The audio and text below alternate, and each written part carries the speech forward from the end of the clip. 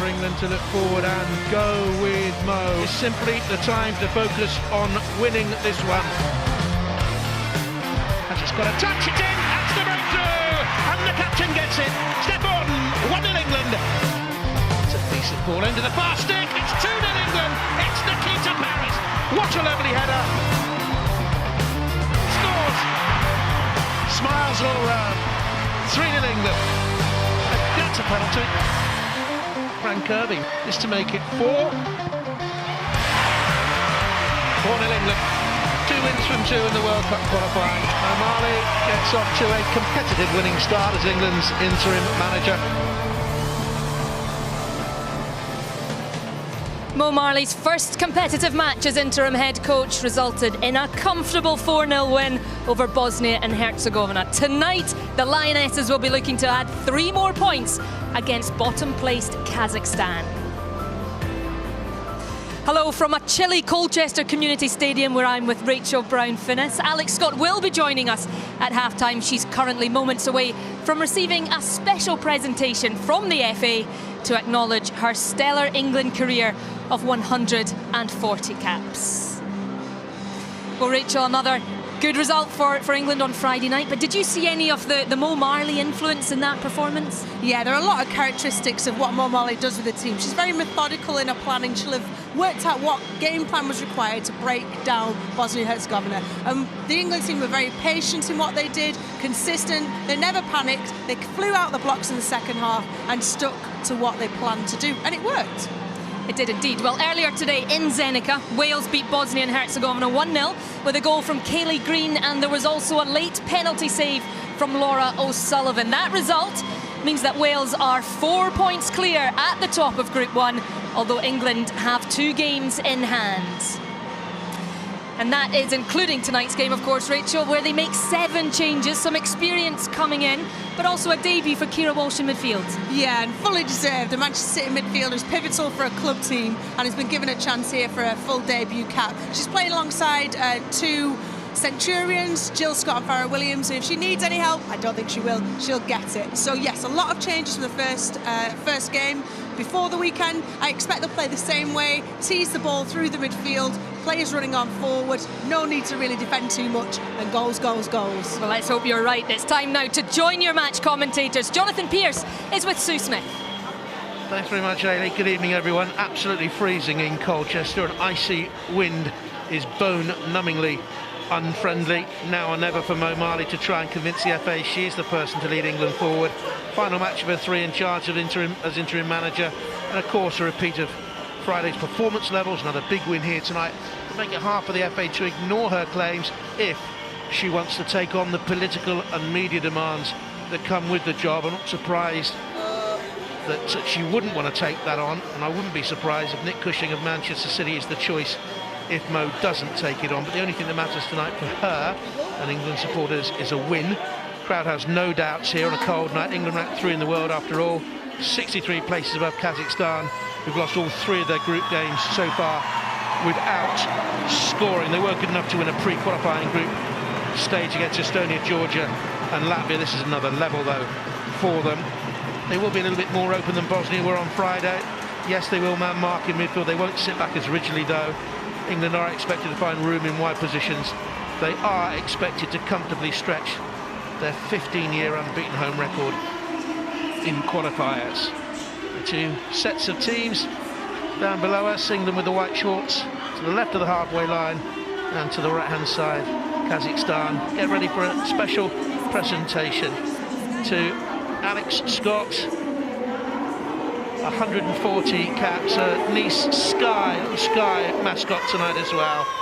And her mum Carol is here for this, and I know that Carol was the inspiration for Alex. She really made her the player that won 140 caps for her country. That's a really nice touch, and what a fantastic player, great servant for England. I'm really pleased for her, and like I say, it's something that I know that the FA are trying to do, so those ex-players give them, you know, that coverage and just praise for what they've done for the club and for the country over the past few years. Lovely family shot that as well, down there. And the captain goes back to the lineup, and we're ready for the national anthems. Of course, cold up here, so. Oh, freezing. And last one out, Sky rejoins the team.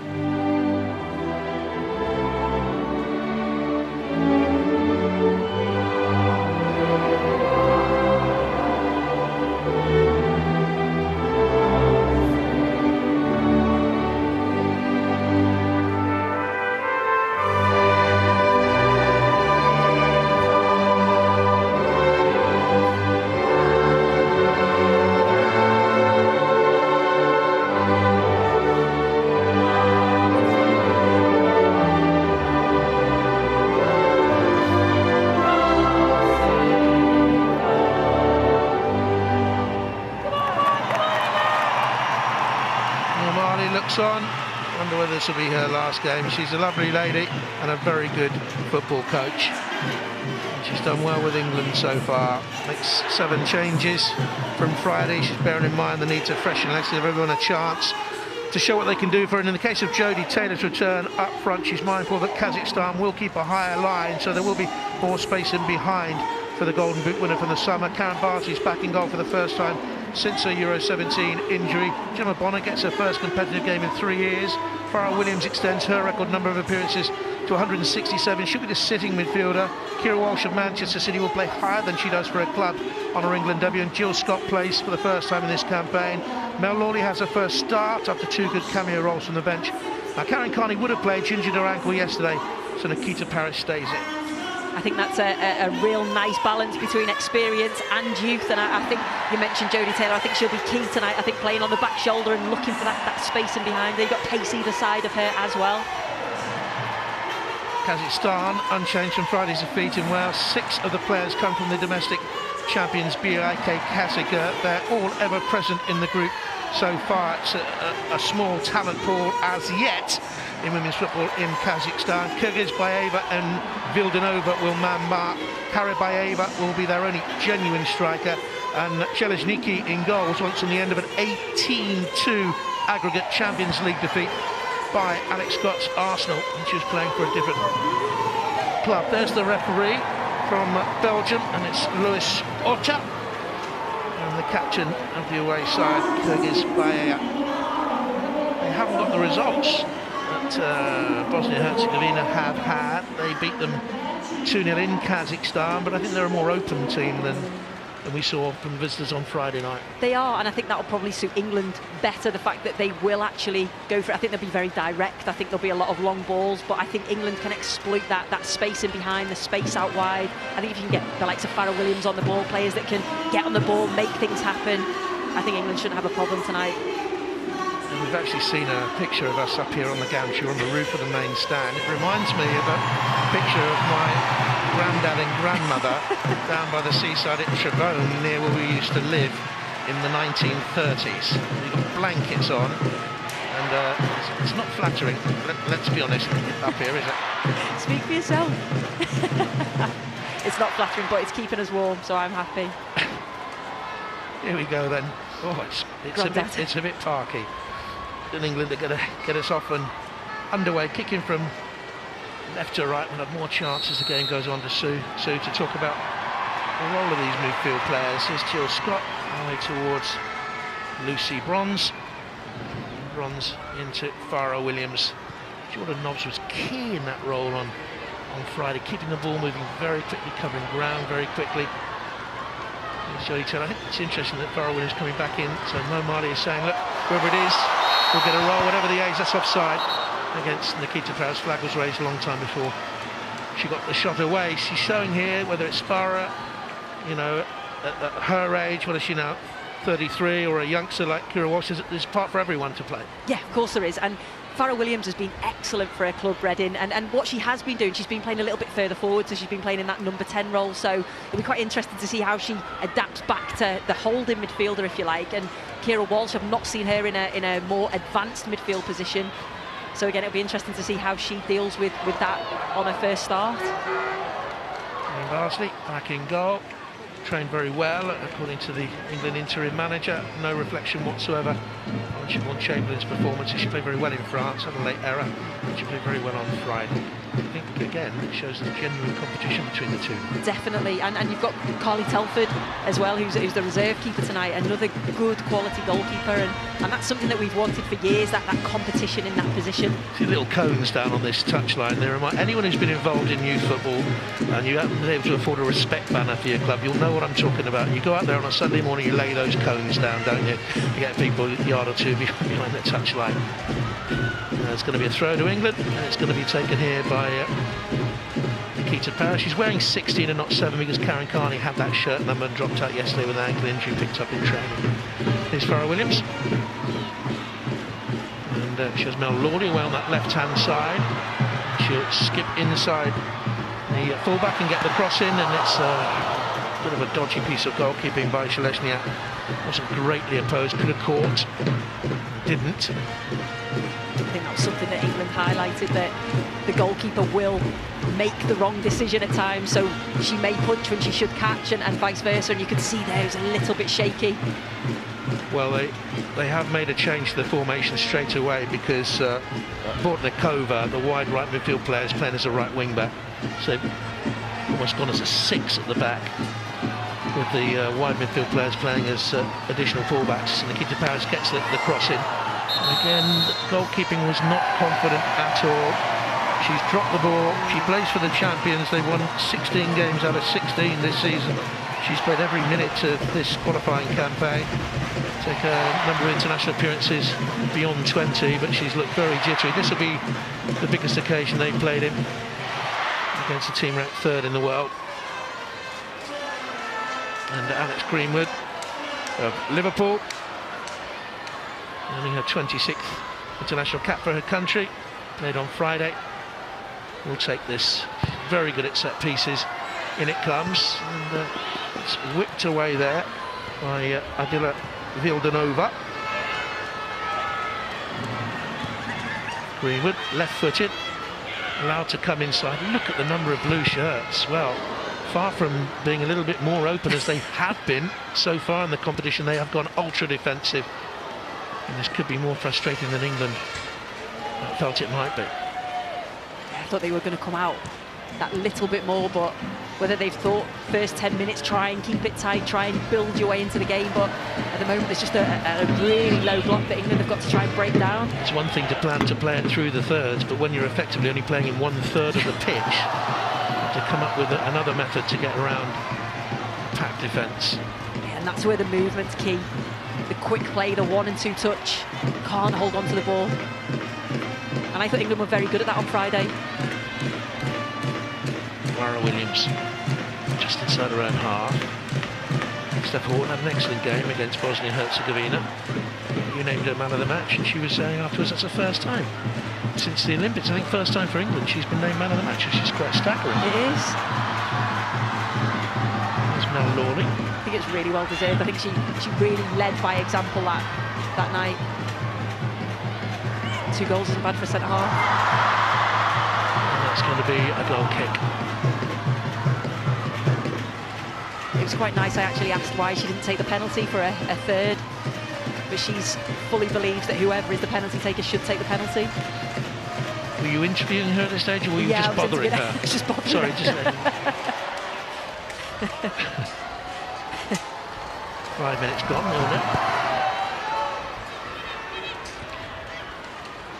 Good win for Wales today in Bosnia. Do you know, I thought that was going to be a little bit of a banana skin game for them. I know they had to survive a late penalty scare. The penalty was saved.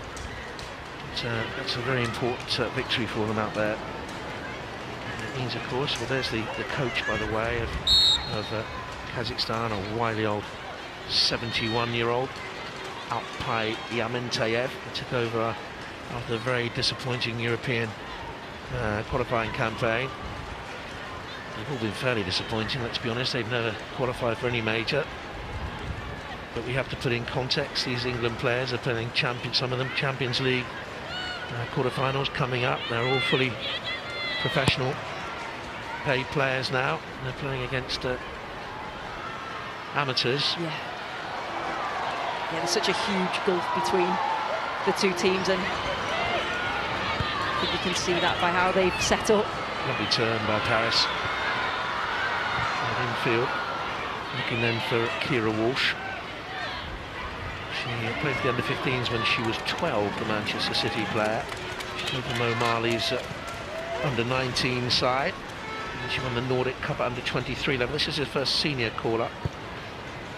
Played very well for Manchester City this season so far. And Mo thinks she can play in this further forward role, back then towards Farrah Williams. She's a very clever player, plays much beyond her years. She's very mature, great vision, and is pivotal for Manchester City. It's bounced off her there, but the reaction of Sol Karabayeva, the striker for Kazakhstan, was very sluggish.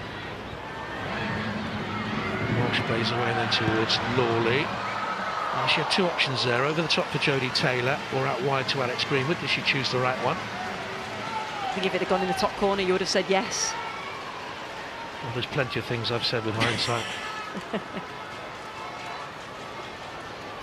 Now, Lawley, your thoughts on her getting her first start on that left-hand side? I know she wanted to rotate and give everyone a chance to that. Yeah, and I think Mo Marley knows her really well from the youth setup and thinks she wants to give her an opportunity. I think she's developed as a player for Manchester City. Not just giving players a game for the sake of it, just to show what they can do for at this level, because you already know she's had a lot of them through the under-20, the under-19s. She was a coach at Loughborough when they went there for coaching when they were youngsters, but she's also had in mind, O'Malley, what they can do in this particular game against this particular opposition. And she has certainly given the team, or the squad I should say, a more youthful feel.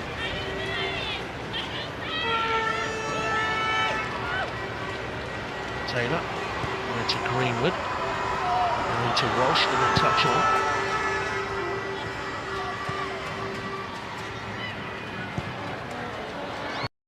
Ball forward, just too much height and fizz on it for Nikita Paris, who's not the tallest at 5'4". Scored in both the World Cup qualifying group games so far. I think that will really work for England though, if they can switch the play quickly. Steph Houghton and Gemma Bonner have both got the ability to do that. Because Kazakhstan seem to all go to one side, they all follow the ball, that's where the space is out the other side.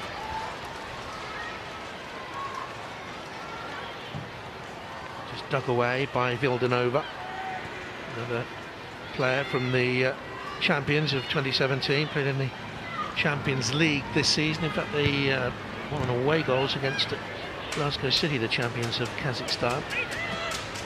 Kazagurt. Back by Paris. Over the 2 games, around about 20,000 people will have watched the England women's team, the Lionesses, since Friday, which is good news.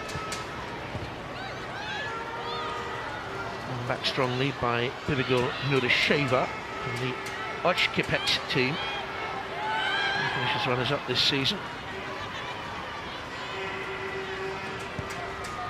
They have no sort of form whatsoever, really. And they should go on and win comfortably if they can get the opening goal early. I think the longer it goes on at 0-0, the more belief Kazakhstan will get from that. They did win one of the games in the last World Cup qualifying campaign. They beat Bulgaria at home. They drew away. Scored only 8 goals in 10 games. That's their major problem, scoring at this sort of level. It's the captain to get it away again. Keepers by Ayo. 50 times for our country. There's Lucy Bronze. Past the 50 mark in the friendly away in France earlier this season.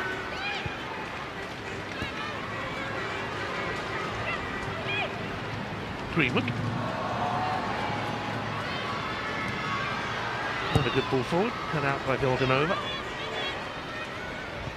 Now, England knew that Vildanova and Kyrgyzbaeva would man mark in there.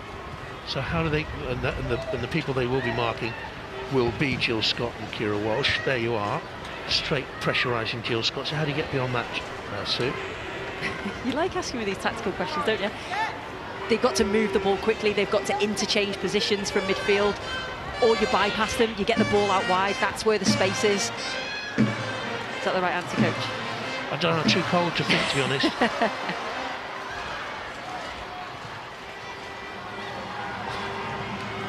On the left-hand side now. It's a promising run, isn't it? There's a little run in the side, according to the coach. Getting confidence up at this level. But if she can't get a decent run for a club team, where will she get a decent run from in the national team? That's the main problem. Here's Jodie Taylor, who's just moved clubs, gone out to America against Siakam from Arsenal. Top scorer in Euro 17. Jill Scott. Walsh.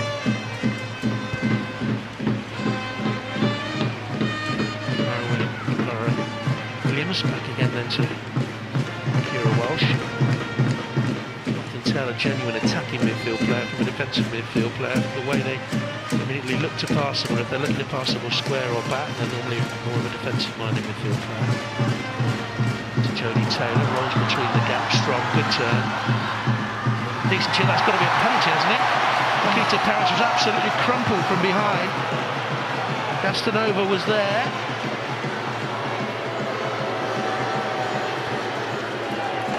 Babchuk was the offender. Certainly Babchuk. Yeah, it certainly looked like it was a lovely ball through from Jodie Taylor. That's a push in the back. That's a definite penalty. Lovely little dink through and good run from Nikita Paris. Got to be a penalty. Made no attempt to play the ball, played the player. And she's been hurt, actually. Babchuk, she's one of the ever-presents in the World Cup qualifying. Fairly experienced player. Anywhere else on the pitch is a free kick, so therefore it should have been a penalty. Poor decision by the referee. It is, and the referee was in a good position to actually see that. You can see the lovely dink forward, and Nikita Paris just made that run just on the, it was on the blind side, yeah. We've remarked on this beforehand. Throughout the last 2 qualifying campaigns, and indeed in the finals, the standard of women's football is rising all the time. Now, some of you watching women's football for the first time may be critical of that comment, but it is.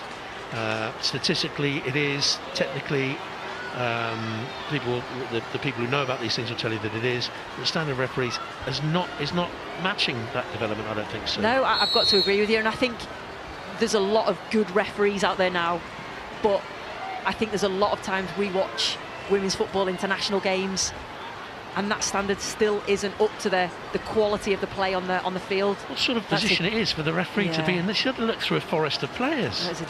I thought she was in a better position. It was, when you look at it from that angle, she actually wasn't when the foul was committed. And she could have had help from her assistant.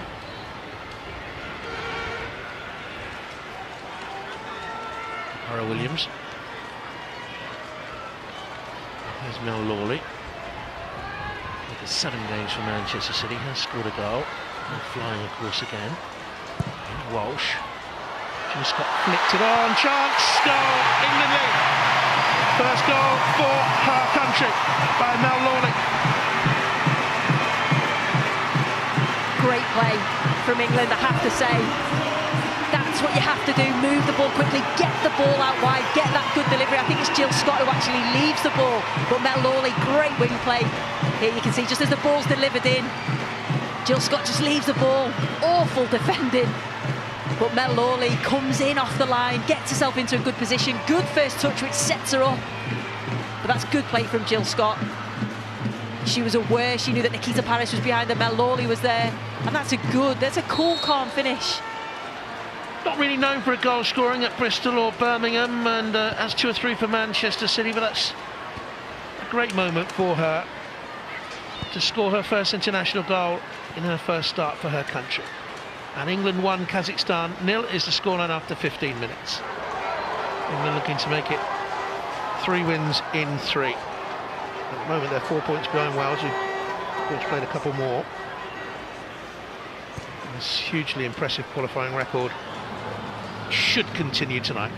29th home qualifier, unbeaten over the last 15 years, and 23rd win they're looking for today in 37 games since World Cup 15. They're unbeaten in 67 qualifiers going back to 2003.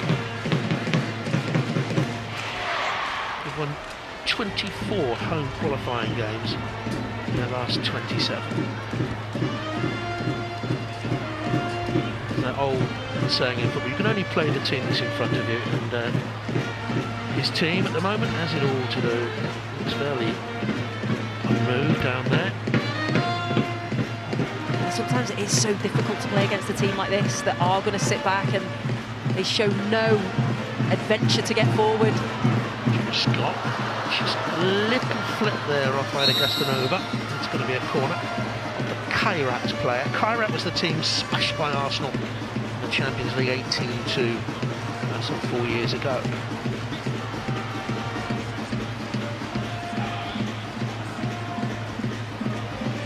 Melonoli's in there again. Jill Scott will be the main danger. She's being watched by Nurisheva. Short. Out wide again to Greenwood.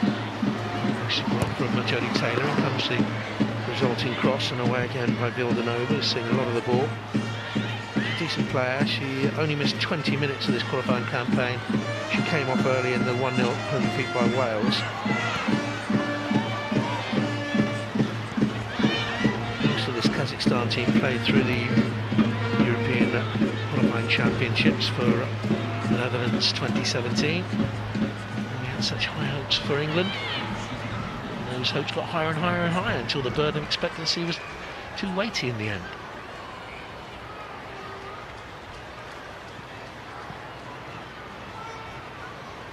Do you think she'll get the job? Do you think she wants the job so really, in her heart of hearts? That's the question, if she really wants the job. I think on the field, coaching, players seem to like her, respect her. She'd be great for that, but it's everything else. I think you mentioned it earlier on. It comes with a chain of political burdens and of course the media pressure as well.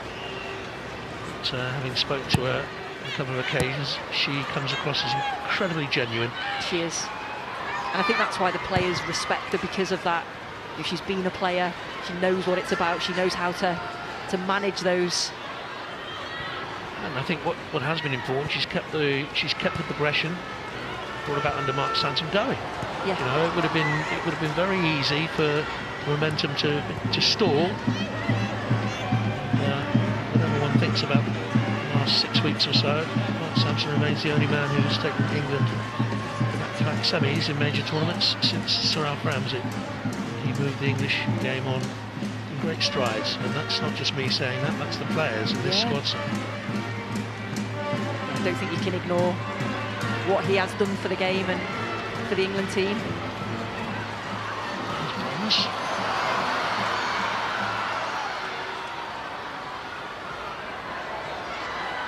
Peter Paris looking now like an established England player. What I like about her, everything's positive. Her first touch is forward. She's looking to create and make things happen. Jill Scott, bronze.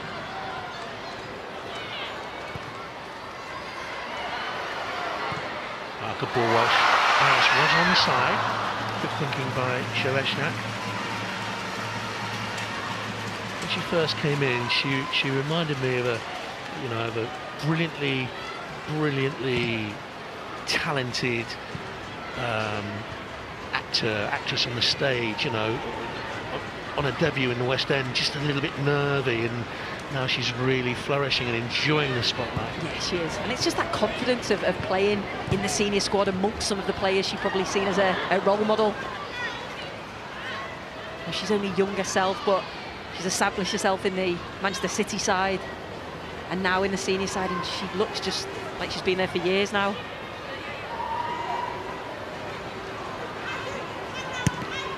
Never met at senior women's international level, these two countries. I think the junior sides, they've had a junior level. Was it last month or earlier this month? And I think England won 9-0.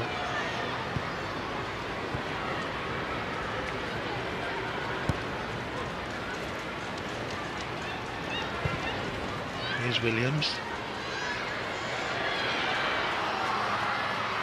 And now Greenwood.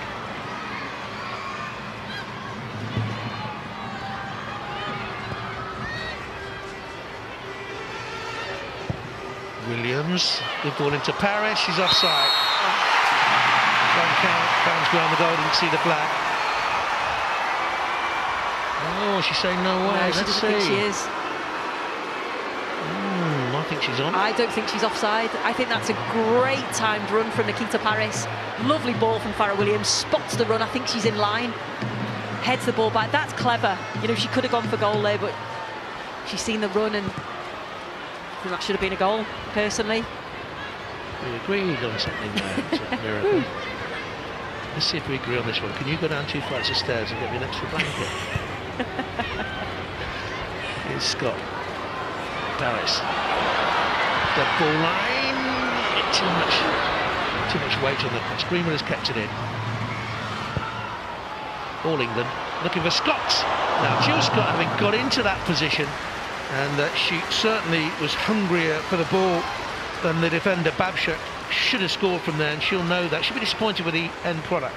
I think she will, but I think just as she was about to head it, looks like she's just got a little shove in the back. But it was a good late run from Jill Scott, and I think, again, that's how England are going to get free. Get the ball out wide. They've got players either side that have got fantastic delivery.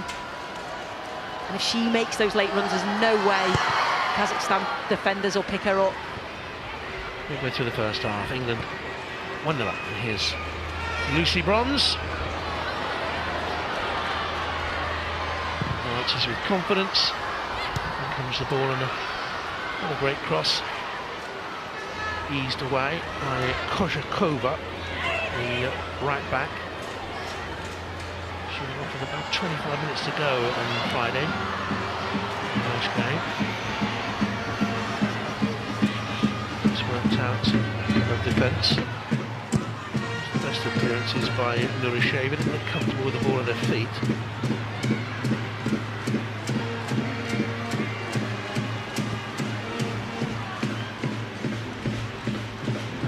Greenwood.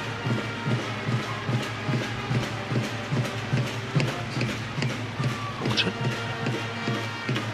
That comes to Williams from range. She has been in good scoring form this season for Reading. Farrah Williams has 5 goals. Half time, you've got a special report coming up, haven't you, on whether or not the next coach should be a woman or a man. I have. Can we preempt that by asking you where you lie on that subject? Would it bother you either way? Not at all. No, I think I'm very similar to what some of the players have said, that it's got to be the best person for the job, whether it's male or female. Of course, I understand why people say it should be a female, trying to give them those opportunities, but it's just got to be the best person for me. Exactly. England should qualify from this group, but then they need to go one better than they did in 2015. That's offside. Yeah.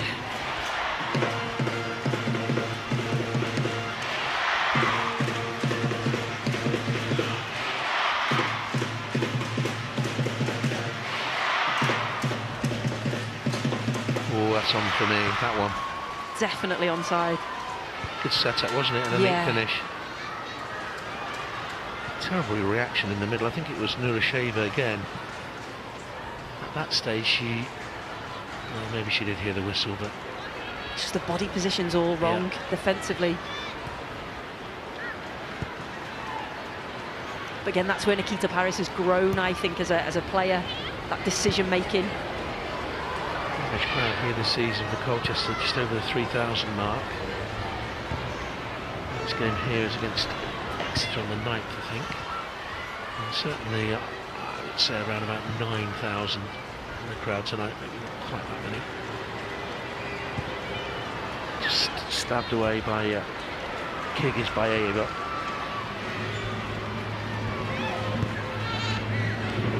Barra Williams. Lovely ball out wide to Paris, just deflected away, comes back to Bronze. Poked it beyond the defender Kasiyukova and went over. I think she was playing for it, Lucy Bronze. Rather ran into the Kazakhstan player. Let's have a look. You can't really see from that angle. This is a better angle as she just pokes it through. I don't think there's much contact there. A harsher referee might have put Lucy Bronze there, to be honest. That's a dive. So. Yeah, it is. That's really unlike Lucy Bronze. I don't think I've ever seen her do that before. Jill Scott. And I've been able to mention too often so far Gemma Bonner. Seen a lot of the ball. There's Jill Scott again. And well over. And the player who has 18 goals for her country. A competitive start since the Euro quarter-final against France. She was caution suspended and very badly missed against a rampant Netherlands side who blew England away, to be honest. And I think Jill Scott would have made a difference. Yeah, I totally agree.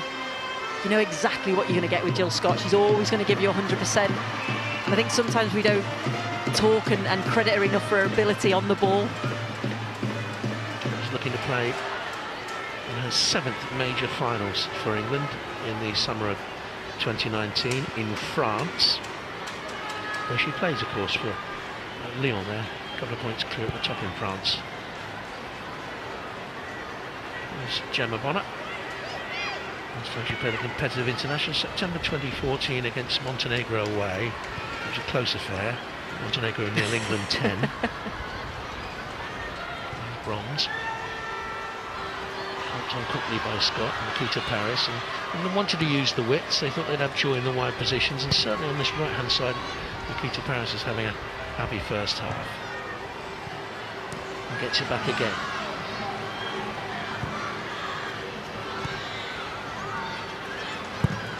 Walsh, tempting ball, and safer handling this time by the goalkeeper. You know, just a couple of qualifying campaigns ago we were seeing the 8s, the 10s. But Kazakhstan only lost 1-0. Bosnia have been dour and beaten by 1-0 today by Wales. Teams that the minnows are getting more efficient. So but here come England again. Here's Walsh. Taylor in the middle, poor ball in, nearly came to her. Scuffed away by Bibigal. Nurasheva, who's a bit of a stinker out there, to be honest. She really is. I think that's exactly what England need to just keep doing. Lovely bit of skill there from Nikita Paris. Little nutmegs. Get the ball out wide, get good quality delivery in the box behind the defence, because their shape, they are leaving space for players to run into. And that's Jodie Taylor's forte. Give her a chance, she'll score. Ball into Williams. See that miss kick in the penalty area? They were doing that frequently in the warm-up. Yeah. It's almost comical to watch. The warm-up was so shabby. I mean, you see junior teams, 8, 9, 10s in England warming up with more method. I just think that just shows how far they are behind. You know, there was no sports scientist out there. They can't afford it, so they just don't have the budget. We have to put this into context. Yeah. The budget for the England women's team is right up there with the top countries in the world now.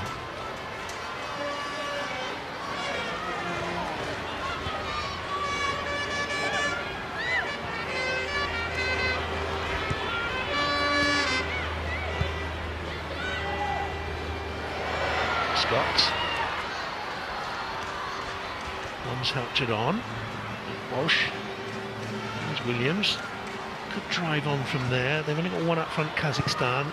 And Horton and their defensive partner, Gemma Bonner, most capable back there. She won the under-19 European title in 2009 with Mo Marley. She didn't play in the final, which is one of the many players in this squad who came through that side. Here's Lucy Bronze, another who played at that level. Oh, the cross was spilled the goalkeeper and just deflected away off Alex Greenwood. Look where she popped up, near post from left back. Same as Lucy Bronze, they're playing like wide players. You know, they want to get involved. They don't need to defend in games like this. The goalkeeper looks so shaky. I think that's a change Mo Marley's brought about during the game, because she's realised how, you know, they're withdrawing the wide players. Kazakhstan to make it a back six at times, so she's pushed those full-backs on.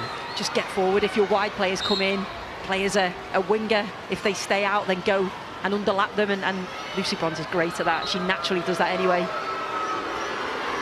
Bit of a knee problem. She's looked uncomfortable throughout. Whether she really fancies going on with this. Does that mean if we all start limping, we could go early? The director's listening. I've got a limp up here at the moment. I'm in a real problem. Just over half an hour played. It's actually, I was saying to you earlier, wasn't I? Not just flattery, but I really, really enjoy. I've been doing this job for a long, long time, and World Cups and so on, around the England team and Premier Leagues and so on, and I've had so much enjoyment covering England and this team. It's nice to know. I did say, did I mention you? No, you didn't. No. Surprisingly. No. We're a nice bunch, aren't we? Well, I've said it many times before, it's a real throwback. It's what it used to be like covering the England men's team, when you stay in the hotel with England players and the management and see them on a regular basis, you know, and talk to them, get to know them a bit better. There's Paris. Good enthusiastic atmosphere with the crowd as well. Well, Mr. Scott. Williams. Lucy Bronze again. Nikita Paris.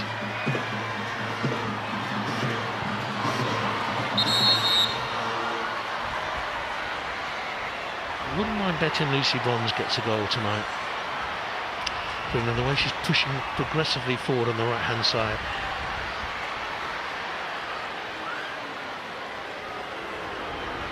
There she is. A handful of goals, half a dozen for England. Scored against Russia. Scored a couple in the World Cup finals in Canada.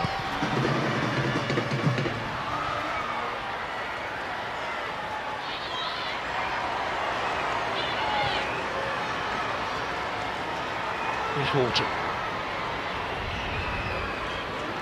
Well played, Nikita Paris. Williams is available. And so to Greenwood to her left. Williams looking for Jodie Taylor. She's just squeezed out of it, Jodie Taylor there. Decent defending.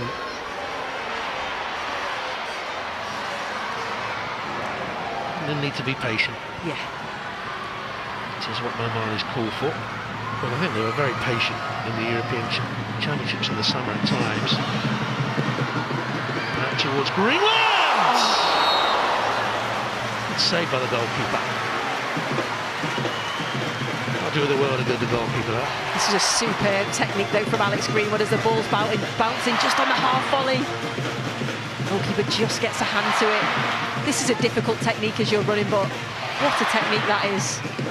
Scored in the last club game against Aston Villa. It was a lovely shot and a lovely save. Got a couple for England in the past, Alex Greenwood. The youth captain. Again, a player who well versed in the coaching techniques of Mo Marley. Left-footed cross to the back stick and all the way through. And Villanova looked like winning the chase for it. Got there in the end, but was very sluggish across ground towards Karabayeva.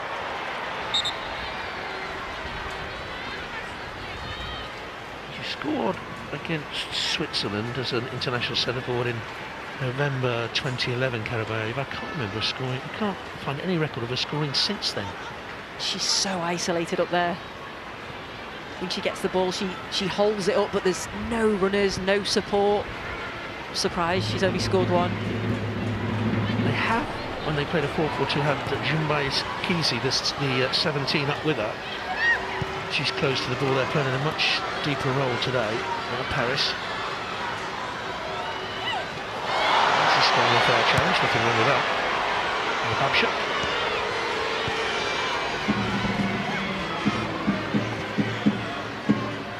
Williams.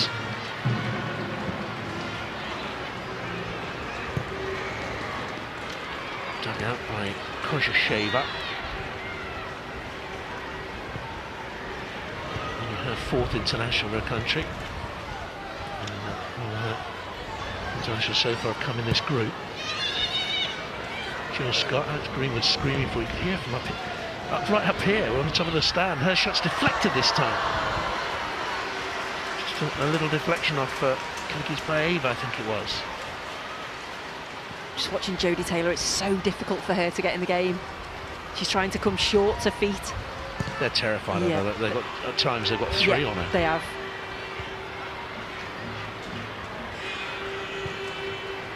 I think by her doing that and keeping those around, that's why there's more space out wide for Nikita Paris and Mel Lawley on the other side.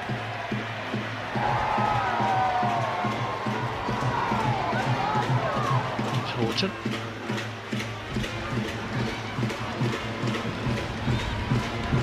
Farrah Williams, through her career, hasn't wasted too many passes, just dragged that.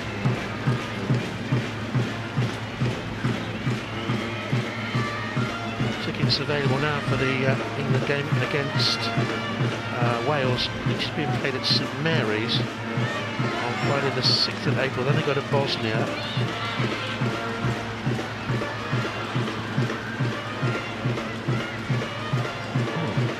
It's colder than icy wind. Here's Bronx. Harris. Telly didn't hold it up. There's a team was going over to Russia tomorrow morning. Lucky enough to be going out there to cover the World Cup finals draw, which is live for you on BBC on Friday. And we're all concerned about the weather. And oh goodness me, Moscow in end of November, early December is going to be -50, -17. It's actually going to be about -3, and apparently the southeast of England at the weekend is going to be -4 or something. It could be colder back here. I'll think of you. Scott. Bronze. Oh, good ball. Walsh. The Scots. Oh, parried by the goalkeeper. Shaky start for her. Going well now. Paris trying to get into the penalty area. Well, good recovery by the goalkeeper. I think the word I'd use for her in the opening 5 minutes would be terrified. Yeah. Greenwood.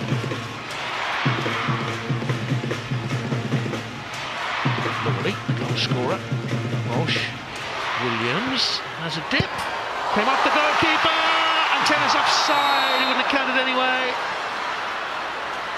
Couldn't put it in, but he wouldn't have counted. He was hurt. I was actually going to say I'd like to see Farrah Williams strike. She is offside. Strike the ball from distance. You know, nobody's closing her down. She's got the ability to do that. Good follow-up play from Jodie Taylor. Good Where does reactions. the goalkeeper's leg get hurt here? She's holding her right knee. She's got a knee brace on, which it may well, I think this is a recurrence of an old injury, because I can't see. I don't think Jodie Taylor made contact with her as she followed through. I think maybe be able to see it here. Good strike from Farrah Williams, and keeper just parries it. Again, poor goalkeeping. Jodie Taylor, good follow-up. I don't think she does, whether she slightly twists her knee on Yeah, she dug it into the turf. Yeah. I think, in fact, she's got it all taped up. There's clearly some injury there.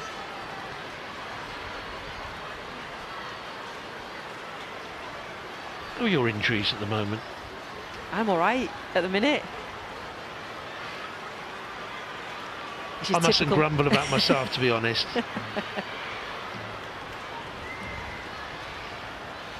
We've worked in colder conditions. The thing is, if you're all out there listening, not that you're at all interested, I guess, we're on the roof of a stand and behind us is nothing. So the wind is actually sluicing through right behind us. There we are, look. You standing up there, sir? I'm liking your hat. Yes, I think it's rather stylish. I think that'll catch on, that trend. 1953 in my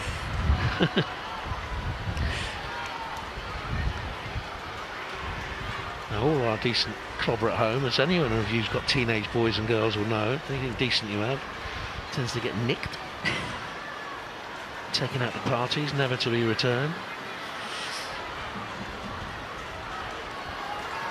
There's a problem here for the goalkeeper.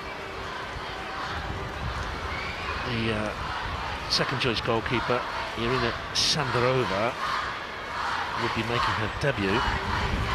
She's in her mid-20s.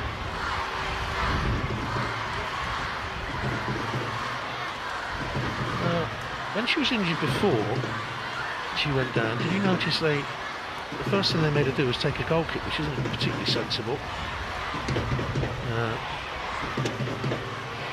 She's not taking this one now. Murasheva will take it. He hasn't exactly demonstrated the perfect art of being able to kick a football so far. That's better. Scott. Williams.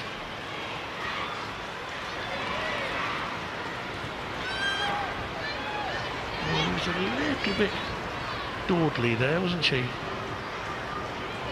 Comes away with it though. Now back to Gemma Bonner.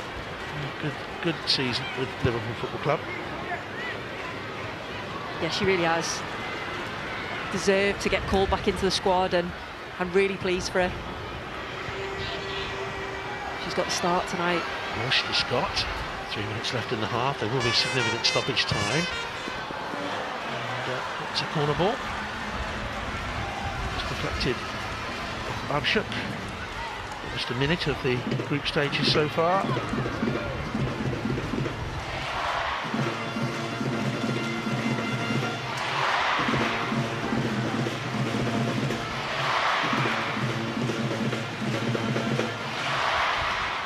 In the community stadium in Colchester.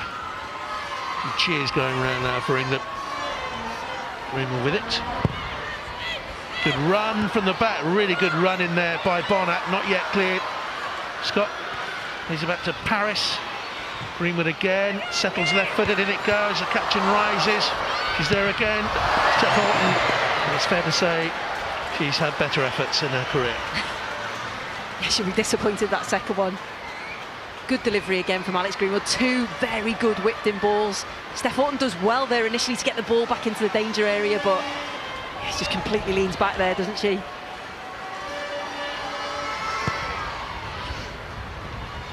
It's a 4-goal kick. She's struggling, the goalkeeper. She's really struggling. She should never have taken that goal kick. She can't move properly.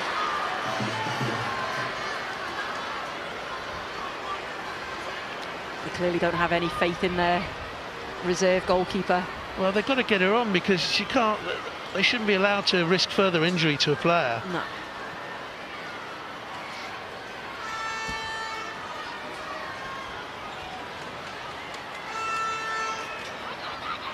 Greenwood with it.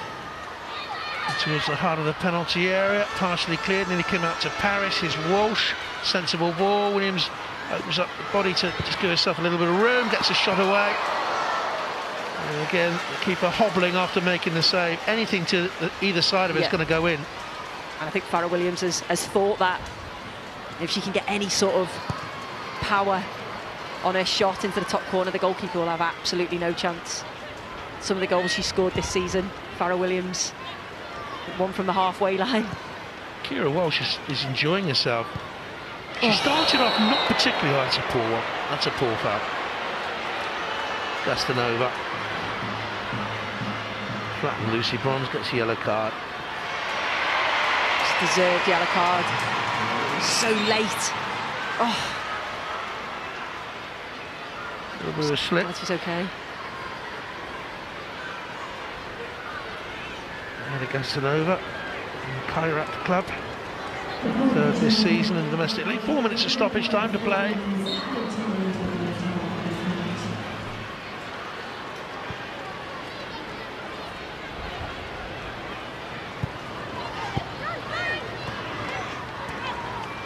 Lawley.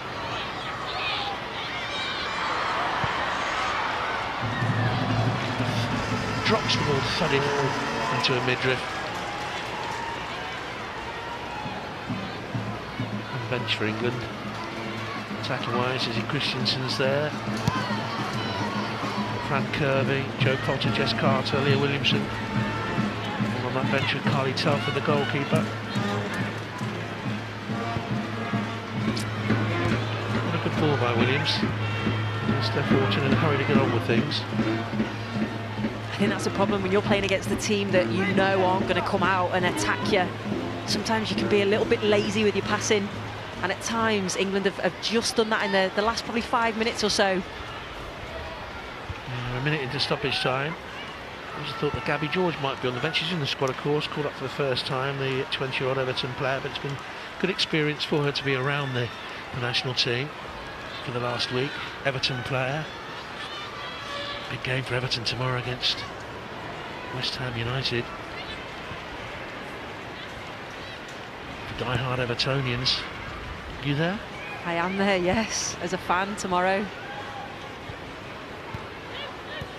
It's a big game, you're right.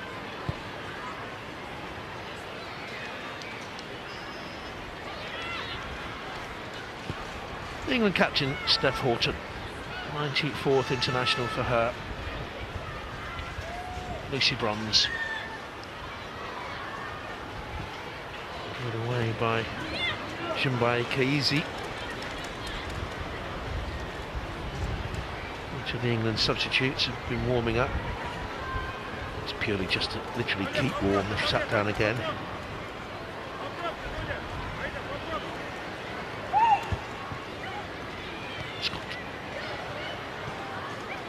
Run forward by Lucy Bronze in that sort of ball position. If Jill Scott can get this ball in early to the head of Lucy Bronze, this could be two for England. Nope. No great quality. She's got it in there in the end. Hit Lucy Bronze on the head.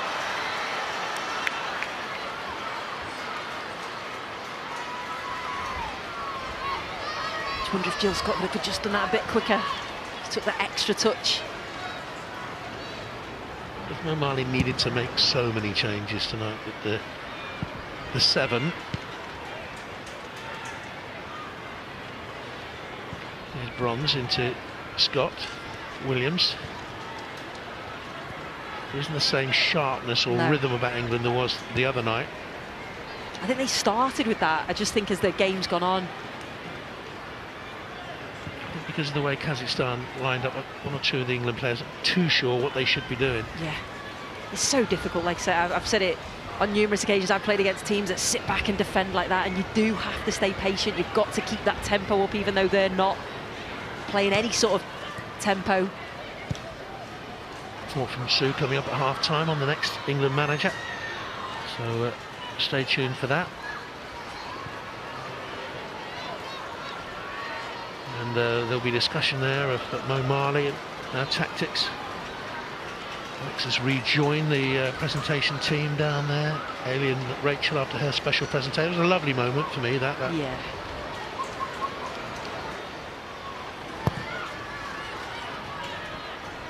And it's going to be Steph Horton, almost with the last word of the half. Oh, lovely moment this. Karen Barsi's touched the ball. She's had nothing to do. That's it, isn't it? That's the first time she's touched it. We're 49 minutes in. I know. I've seen her running up and down, trying to keep warm. Is that the clue? Go on then, off you go. You do 10 yards, I'll do 2. Here's Jill Scott. Back again. It's a little bit predictable through the middle England. Now, can Kazakhstan break? Gemma Bonner back to tidy up. Got a chance, Gemma Bonner, to make a permanent place in the squad.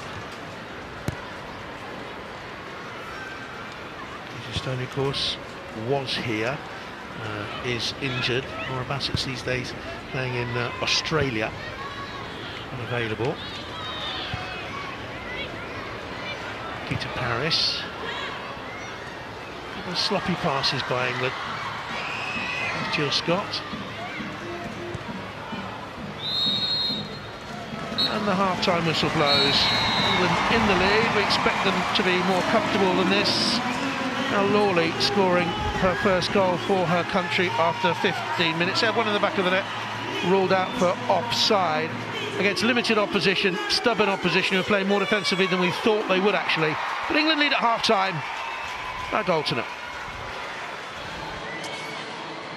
So England a goal to the good at half-time. Alex Scott has joined us now. Alex, we've been admiring the shirt that you were given in that presentation. Was that a nice special moment for you? A really special moment, and especially because my niece and my mum was there as well. But yeah, it's topped off the year, obviously retired now, but yeah, end of the year, and yeah, it was really special.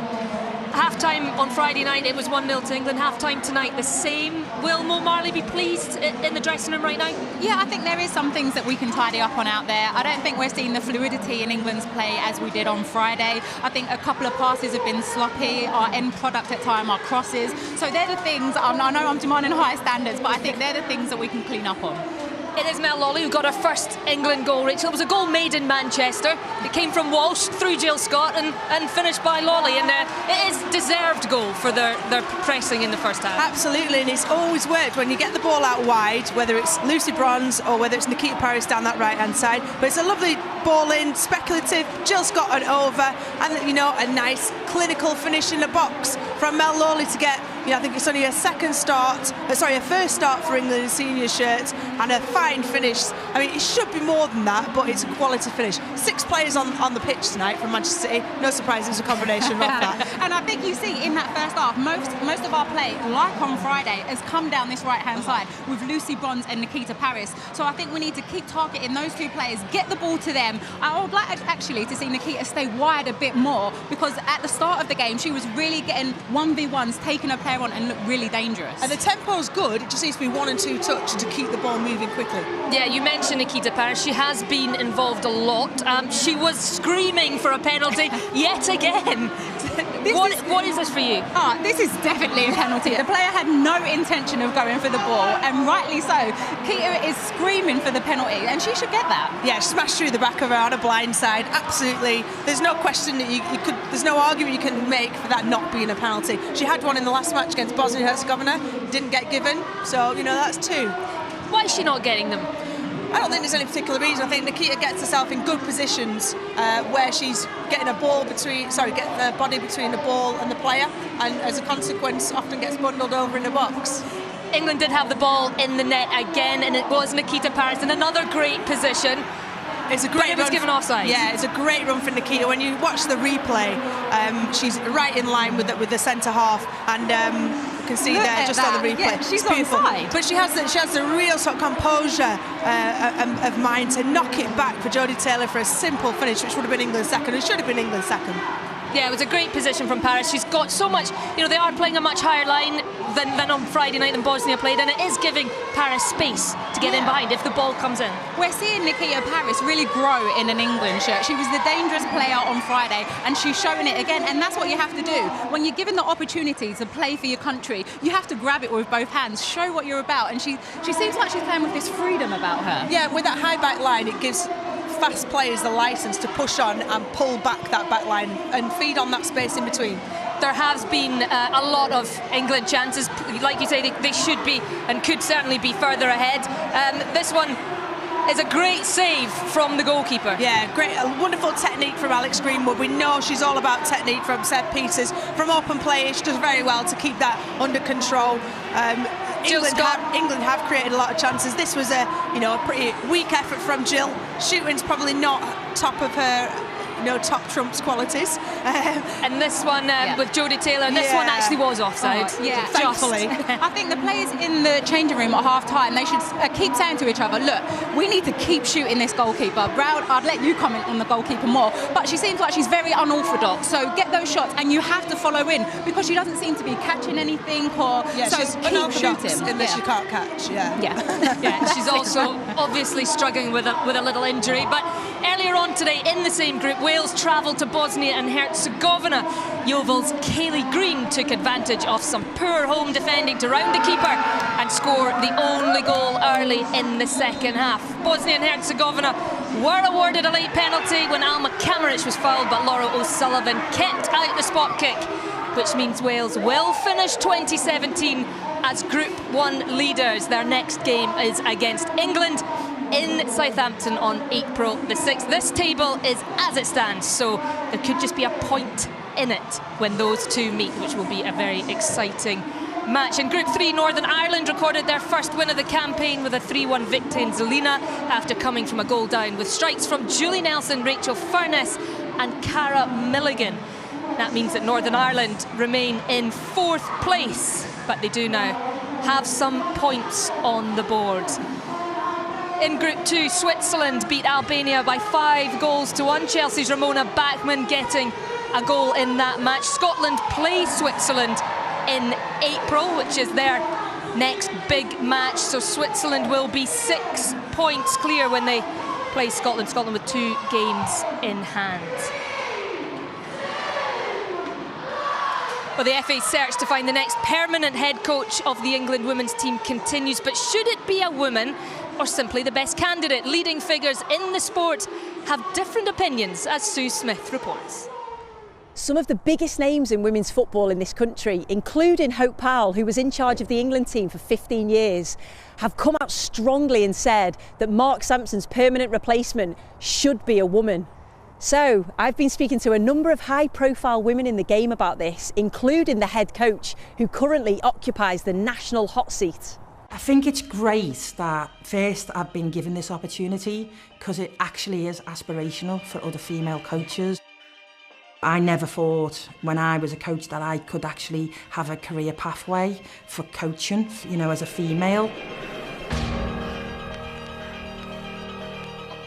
The structure and the system that I came through helped me achieve that.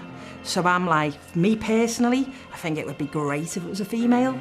And support for a woman to be in the top job has come from none other than one of the country's most famous former internationals.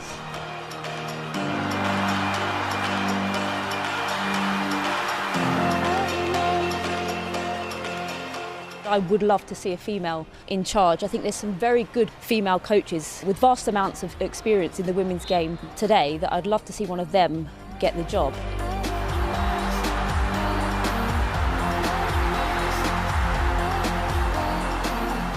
Yes, they have to hit the right criteria for the FA and what they're looking for, but I feel like there's no women can get into the men's game coaching at the minute. The door's closed there, so they should be given the opportunity to coach the England national team if they're good enough, which I believe that a lot of them are.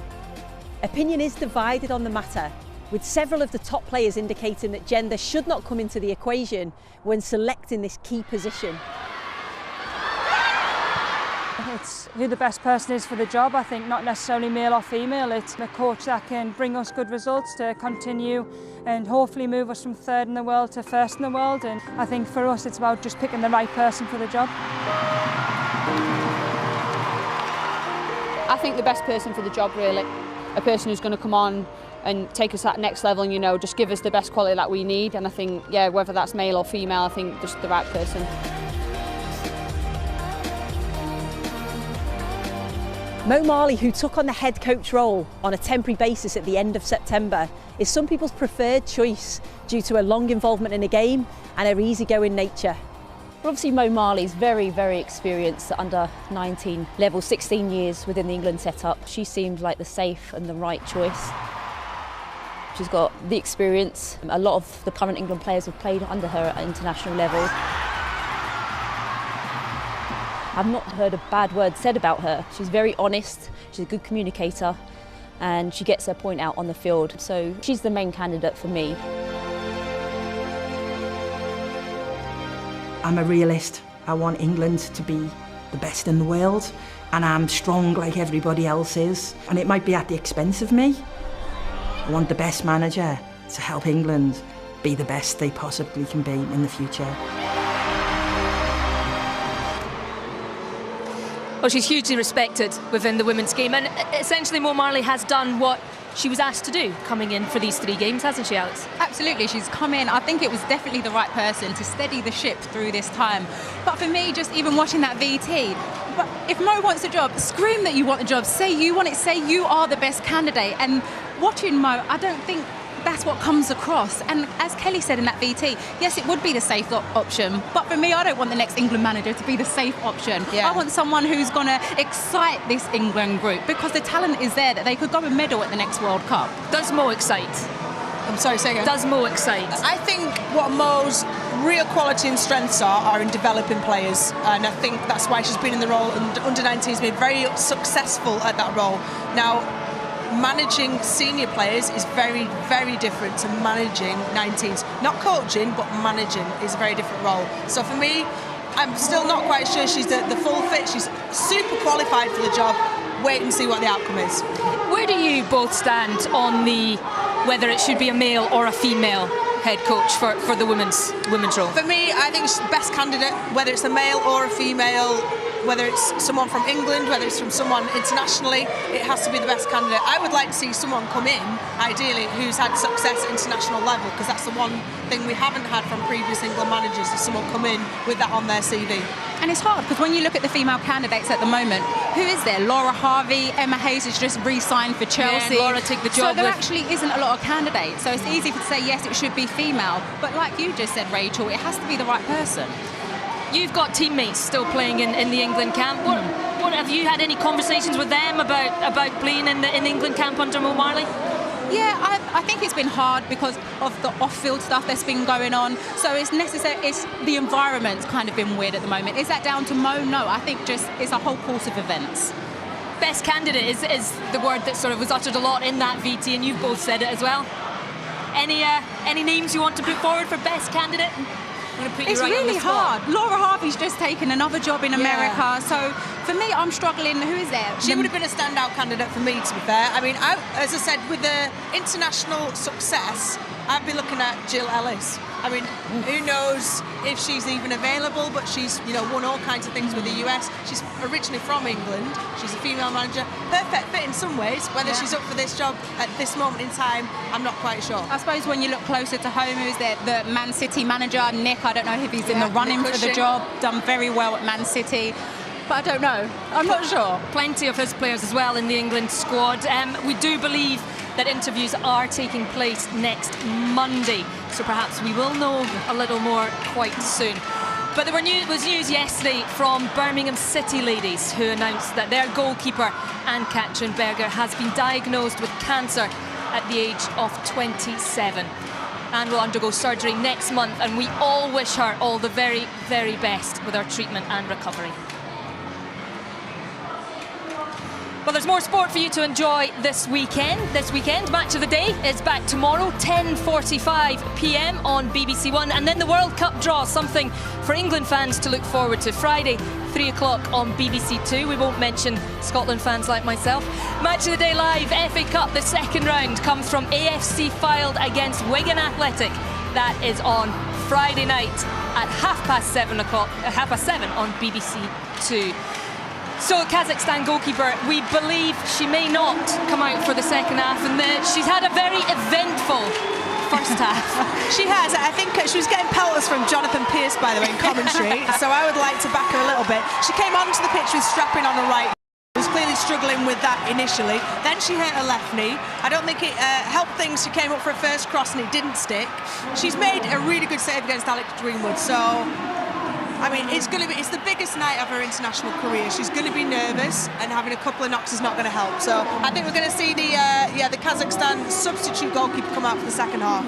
And then you have to test her straight away. More shots at goal to, see if she's nervous coming on at half-time to replace her. Of course she's going to be. And I was watching her warm-up, which was pretty primitive, let's say, to say the least. So you're thinking stick the ball wide as they were in the first half and get them right on top of that goalkeeper, test Keep straight getting away. the ball to Nikita Paris, because she's been our dangerous player in the first half. And like I said, the end product. So let's clean up on our crosses and our final passes. Yeah, if some set pieces, whip the ball in on the goalkeeper, test her early.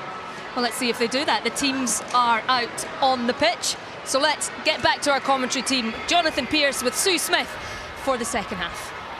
Thank you very much, everybody down there. Irina Sandarova is on then, the debutant goalkeeper, former under-17 keeper. She's been on the bench for the 3 qualifiers so far. Gets a big chance, not at all goalkeeper at all. And as Rachel was saying, her warm-up wasn't great. So we'll wait and see what happens in this second half. England unchanged, leading by a goal to a bitter cold night.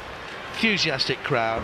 Can England push on now and get a resounding victory to end 2017? When we felt they had enough quality to be the European champions, didn't work out. And the autumn was quite horrible for lots of reasons, but back on track and now looking to cement this victory. I believe Rachel had a dig at me down there, did she? She have a dig at me? I think she did. I think it's the goalkeepers' union, isn't it? They all stick together. I think she made 1 or 2 very good saves, that goalkeeper, and she was brave. She shouldn't have been made to take goal kicks. But in the first 5 minutes, she was terrified. I'll argue with Rachel later on. Leave that to me, Sue. I will do. Okay. It's too big for me. And me. I'll run away. And here's Lawley. And back to Williams. And we need a right start to the second half. That's kindly back to go. Oh, she's offside. The goalkeeper came very quickly out there. Impressive first moment for her. I think the assistant referee flagged for offside and the whistle blew. It's a corner, she's quite right. There's no way she can be offside from there, surely. It couldn't be for defender anyway. No idea. The correct decision was a corner, and eventually that's what happens. Williams takes it. Decent header away by Nursheba. Back on England. Williams by a loft on the cross. Comes through to Paris, just sort of squirted off Steph Houghton. Already waited for it to come onto her boot. Runs away wide. And that might have deflected off Nikita Paris, kept in anyway by Scott. Houghton playing high up the pitch. And a good ball wide to Lawley. And a good cross in. And they've lacked quality crosses. I think they can just do things a little bit quicker. I think they're taking an extra touch when they don't need to. Just then Mel Lawley, I think she could have whipped that in first time. Confirmation of the England team, Bartley back in goal. One of the 7 changes. Launch debut for her. Scott back in the starting lineup. So too Taylor, and full debut for Lawley. Kirby could come on in the 10 role. Christensen's looked good in her initially cameo role from the bench this season. A chance for Leah Williamson tonight as well for the first time.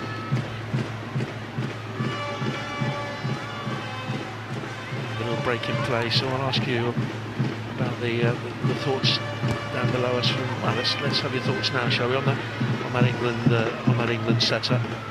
Report. Which way did you gauge the most opinion came for a man, as a manager, or a woman? I think it was really mixed, wasn't it? I think some of the players have said pretty much what I said, and the girls said that it's just got to be the best person for the job, no matter if that's male or female. I know Kelly Smith and Hope Powell, they've spoke really strongly that it should be a woman, but it's got to be the best candidate, the one that's going to take England to that next level. There's a lot of names out there. It'd be fantastic to see women given coaching opportunities at men's clubs, Definitely. And like I said, if you're good enough, you should be able to coach wherever. I'm not saying at first team level to start off with, or under 21 reserve team level, but certainly within a top coaching setup to gain experience so that they can come through. There are too few possibilities. lifted away, not elegantly, by Koshikeva.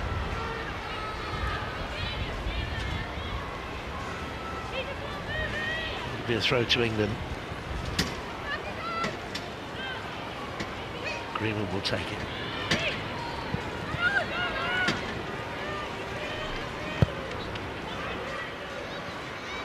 Horton. Again, allowed to come forward. Needs to do that. Here's Walsh. Good block. That's the work Nurasheva. To Walsh. Here's Williams. Fine first time ball. Swung away. There's a stiff breeze swirling around the ground. All the play in the final third as far as England are concerned.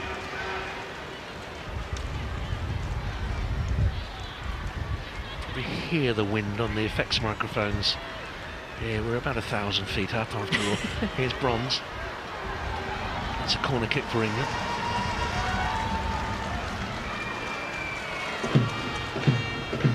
Greenwood will take it.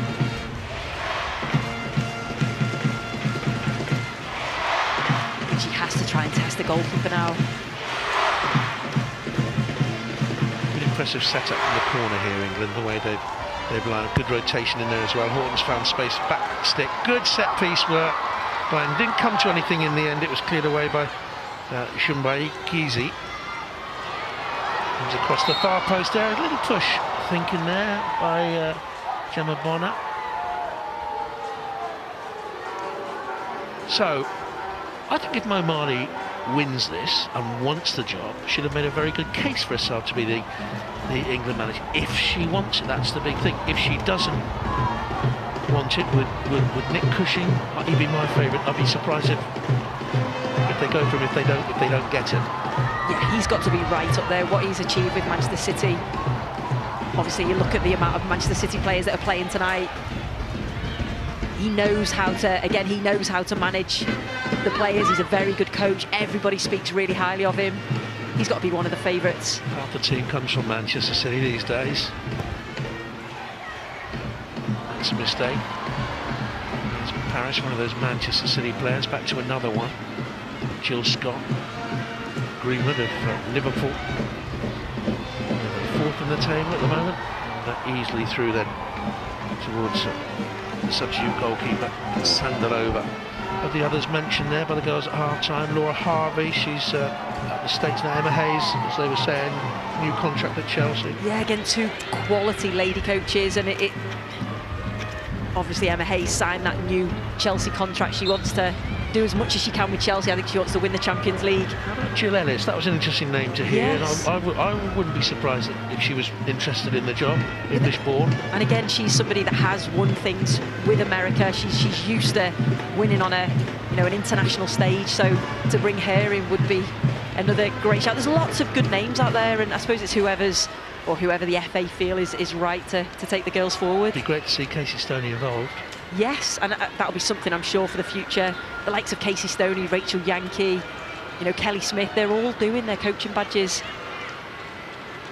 And I think that's something that they see for the future. Well, England defence be in danger for the first time tonight. Let's see. Well kick then. Sylvia Knight. She's not in, she's retired, and she's still part of their technical team. We saw a lot of her in the Netherlands, retired as manager. Yeah, and again, it's does she want to be part of that, international setup again, the travelling, and I think that's the reason she probably stopped in the German role. But sitting down with an interview with her would be absolutely fascinating. Here's Greenwood. Couldn't get the way through. And then thinking you mentioned Jill Ellis, who won the World Cup. Just the last one on this subject. John Herdman, Canada, English, did well with Canada at the World Cup. We might have to come back to that one in a moment. Here's Steph Horton.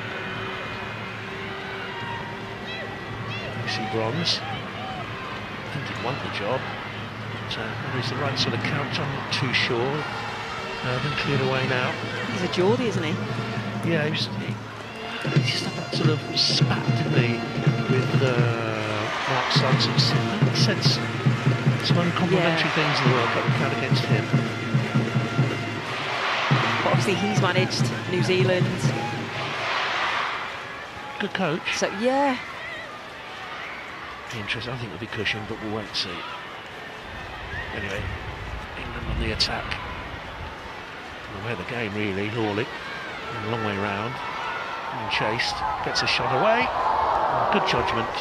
Bounced awkwardly in front of Sandakova. I think Sandakova's done well since she's come in. She's only had a couple of things to do, and I know that wasn't a powerful shot from Mel Lawley, but she was in the right position. Thought she was very quick off the line initially. Ball to Scott. Looks more comfortable at least. Bronze. There's all the time in the world. 1, 2, 3, 6, 8, 9 in a line, the edge of the penalty area. Coming out of that line is built and over the 10 to close. That's the only thing England need to be aware of. Don't stay in a straight line. Try and break up the defence. Kazakhstan's tactics would be stay in the game, 70 minutes, and maybe come out a little bit. Williams towards Walsh. Just think England need a Fran Kirby in that role. Peter Paris to the red ball line. That's a corner ball. She's looked bright, positive. Yeah. I think she's been England's most exciting player. They haven't played well, Sue. No, and I think, again, going back to how Kazakhstan are lining up, it's difficult to get into the game, but they need to move the ball quicker, they need to be more clinical, and I think making the decisions, they're trying to go through crowded areas, get the ball out wide. When they do that, they cause them problems. Greenwood with the corner. One header away by Neil Shaver. Straight back out to Greenwood, left-footed. Oh, that's a good fitting cross. Oh! Had to go in. Bonner was in there. Jodie Taylor was in there. Which one did it go off last? Should have scored. Yeah, I don't think they can believe that it didn't go in. I think was it Gemma Bonner? Flag raised anyway, so wouldn't count it. Oh, I think Jodie Taylor just took it off Gemma Bonner's foot, but what a ball in from Alex Greenwood.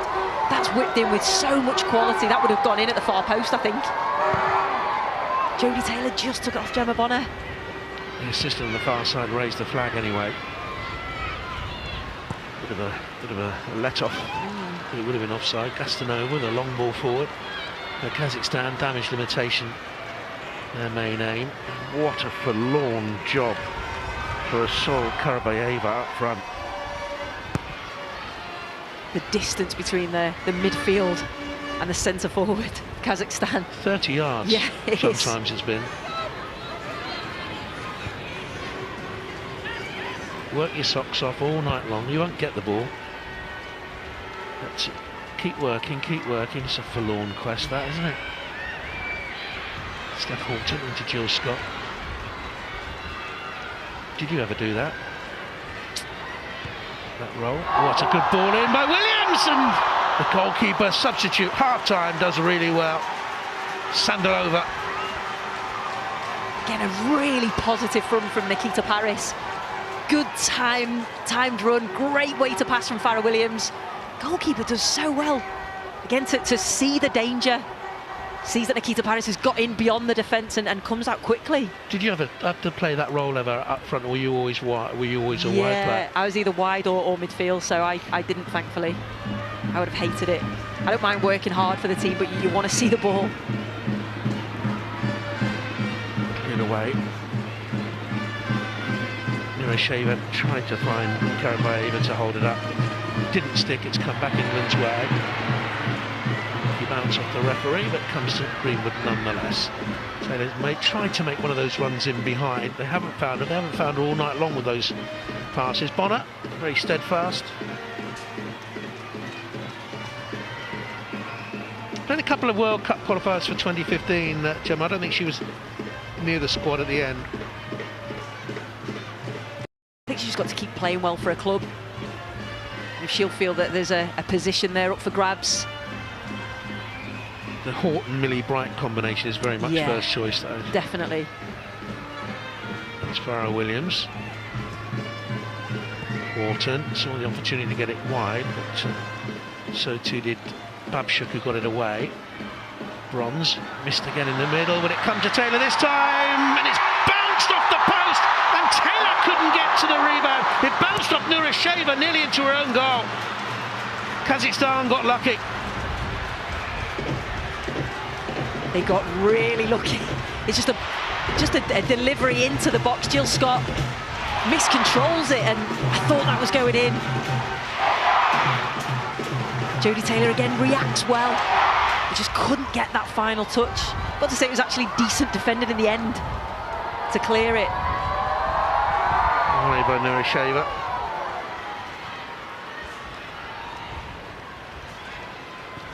Well held up by Karabayeva. But a poor ball in by Gastonova. Hasn't really had a very good game. Number 3 playing left midfield, come left wing back. Yeah, she seems too concerned about her defensive responsibilities. As soon as she gets the ball in any sort of attacking area, just kicks it to anybody and then runs back. That's it, isn't it? Just boot, retreat. Yeah. Bronze into the penalty area. But this they would see 1-0 away to England as a major triumph. Now that's unfortunate for the substitute goalkeeper, Sandalova.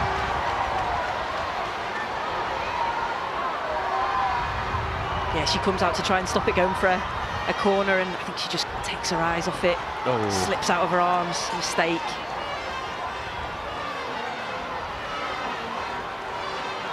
Taylor in the 6-yard area. Greenwood. Bottom of the head.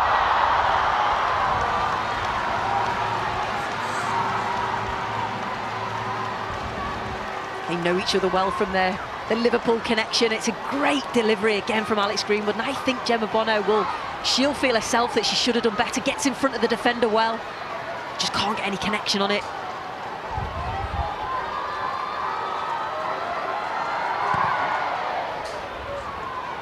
Kick just about makes the halfway line, flicked on by the captain Kazakhstan. England are going to make a couple of substitutions when Kirby is getting ready. And Izzy Christensen's down there as well. She had a good game on Friday. And she was very bright when she came on in the game against Russia, wasn't she? She was. I think they need that. I think they need that bit of energy in there. That bit of movement, creativity. Both of those two players can make something happen. She looked like a genuine number 10 playmaker on Friday, Frank Kirby, for the first time, I think, in that role. Yeah, she was excellent.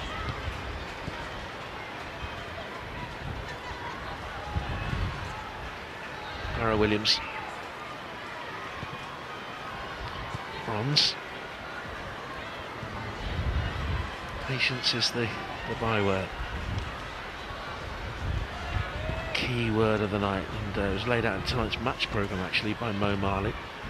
And whatever happens to Mo, I think I must say, what a massive role she has played in the rise of women's football in England. She's brought so many of these players through, and I know she means a great deal to you. She does, and I think she must look at these players and think, I have helped them in their career, helped them progress and develop, and now they're playing at senior level. Frank Kirby for Jodie Taylor. And Izzy Christensen will come on for Farah Williams.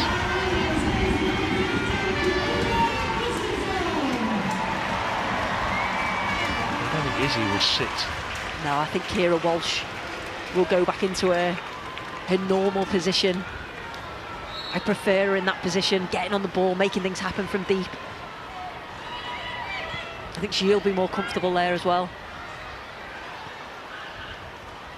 And Kirby notched up on Friday a 100th senior goal. The club and country in 101 games. She's in the box now. Nikita Paris tries to find her.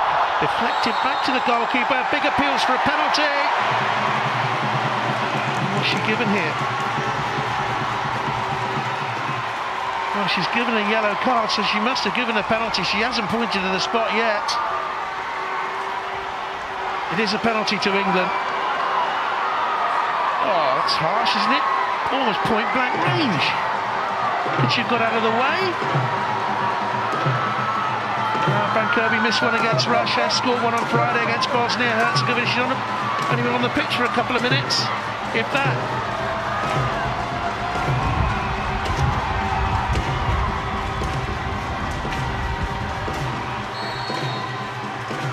This will be her first touch. She's a substitute and scores. England 2, Kazakhstan 0. Bron to make an impact from the bench. Well, she's done that. She certainly has, and great timing to win a penalty. Your penalty taker just comes on. I've got to agree with you as well. I think it was slightly harsh. It was difficult for the defender to get out of the way, but probably not Frank Kirby's best penalty. Goalkeeper wasn't that far away. It was probably just enough into the corner. Oh, she nearly got there. Yeah. An angle. Just wonder against the better goalkeeper. Would she have saved that? I think this is the penalty that was given. Yes, she does have her arm away from her body, but that's tough to try and get that out of the way. I don't think her arm was at an unnatural angle, No. Babshut. I think it hit her. Most unfortunate. I think England have got very fortunate with that one. Here's Kirby. She's a little wriggler and she gets it through to Nikita Paris. Flag up again.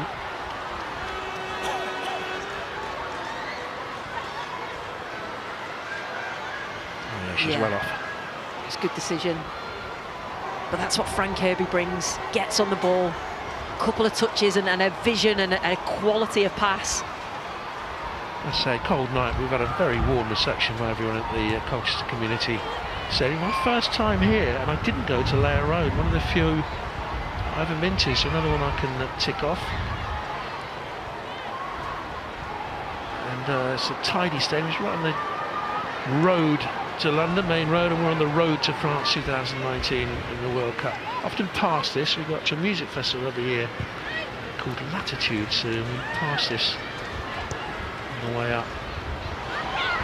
There's Lucy Bronze.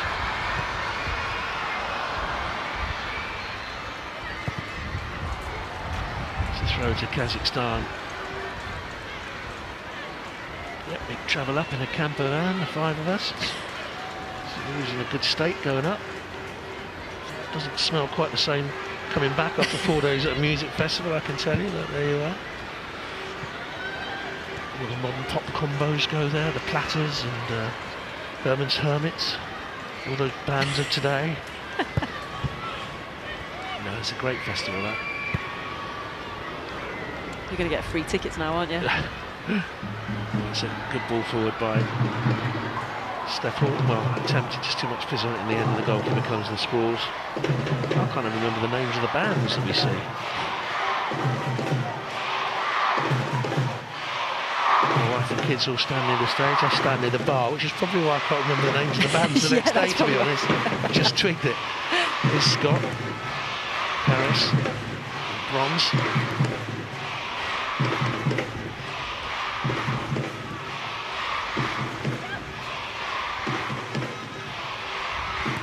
Kirby tried to force it through. They're getting tired now. Now, let's not forget, these England players are full-time professionals. The Kazakhstan players aren't, and they've had to play 2 tough games in, 4 days? Yeah. And you thought as the game progressed that fatigue was going to play a part. And you can see that they are tiring. And when you've not had the ball, you're just chasing, which they are. That's difficult mentally and physically as a player. I want to send on Anastasia Vlasova, who's only a youngster. I think it'll be her first... No, it won't. It'll be her 3rd appearance. Walking the bench, she played sort of 10 minutes against Wales at home, a minute last week. Here's Paris in behind for England to wrap it up. Oh, in style! In style! Lovely ball into her and blasted into the net for 3-0 England. What a finish from Nikita Paris. Great ball. You know, again, lovely timed pass. Great way to pass from Frank Kirby. And I was thinking, should she cross this?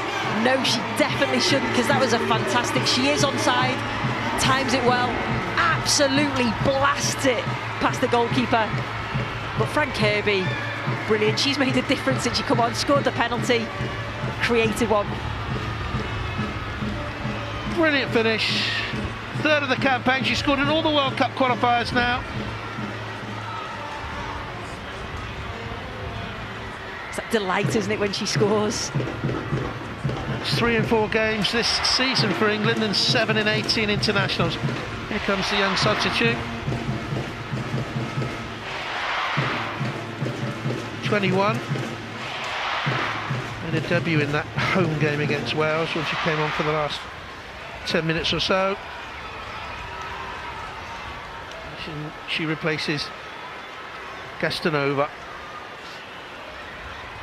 who's on a yellow card and is tiring. He looks a bit world weary, doesn't he, out by Yamantayev.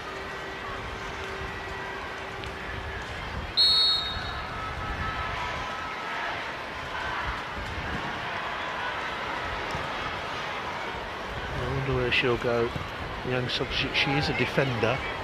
Gone away towards that left position, left midfield, left back position. And the wind is getting stronger. 20 minutes to go.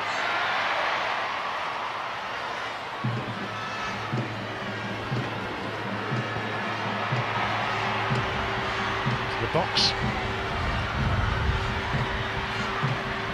Morley. Touch back here. Controlled by Walsh. Horton.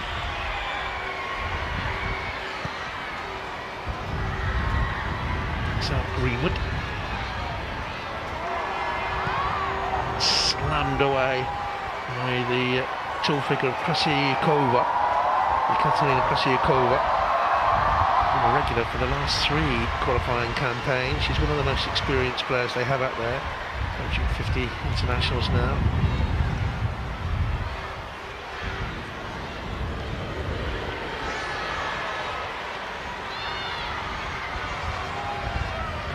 Walsh.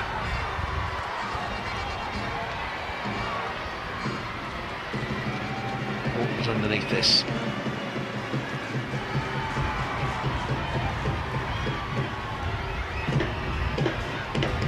Lawley.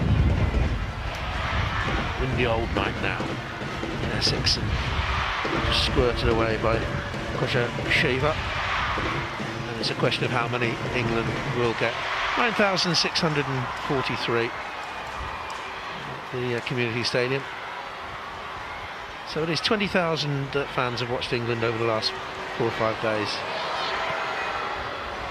I know lots of you tune in whenever England play on the BBC, and we thank you very much for that. England was fouled.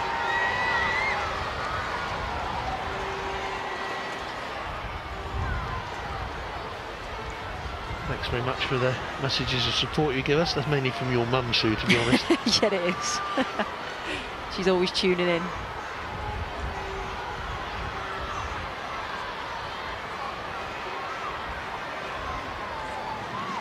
Can England get another?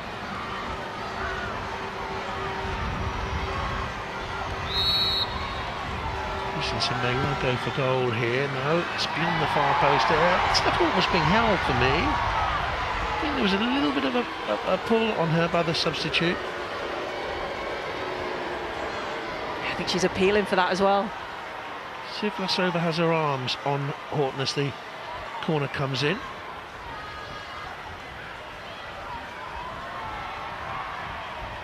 It's not great at international level when the goalkeeper can't take the goal kicks. In the first half she shouldn't have, because she had that injury, but I think the substitute goalkeeper, as she is injured, should be able to take goal kicks.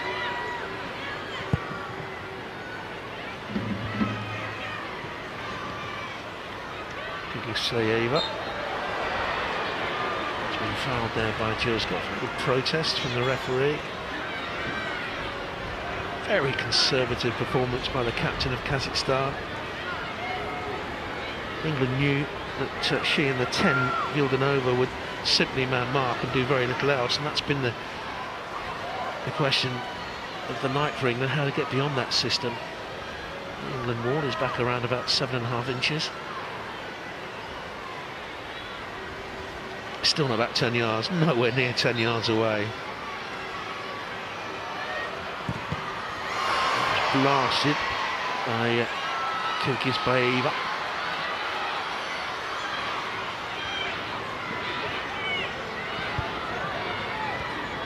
Greenwood, what I would say about Kazakhstan, it's 3-0 to England. If you go back around about 4 or 5 years ago in the history of Kazakhstan as an international women's team, this would have been 10 or 11. Oh, definitely. And that shows the development of the women's game in general, even in those, you know, smaller countries, that the game is still progressing. Just 5-6 years ago, so they were being beaten 17-0 by Germany. Here come England again. Paris is onside and tucks in number 4. This time the flag stayed down. And what a good season she's having for club and country. She's had a superb game. Jill Scott just lets it go, comes off the defender. Nikita Paris again, just cool. Finds herself into that position. That's really good awareness from Jill Scott, seeing that Nikita Paris was in a good position. Real clinical finish.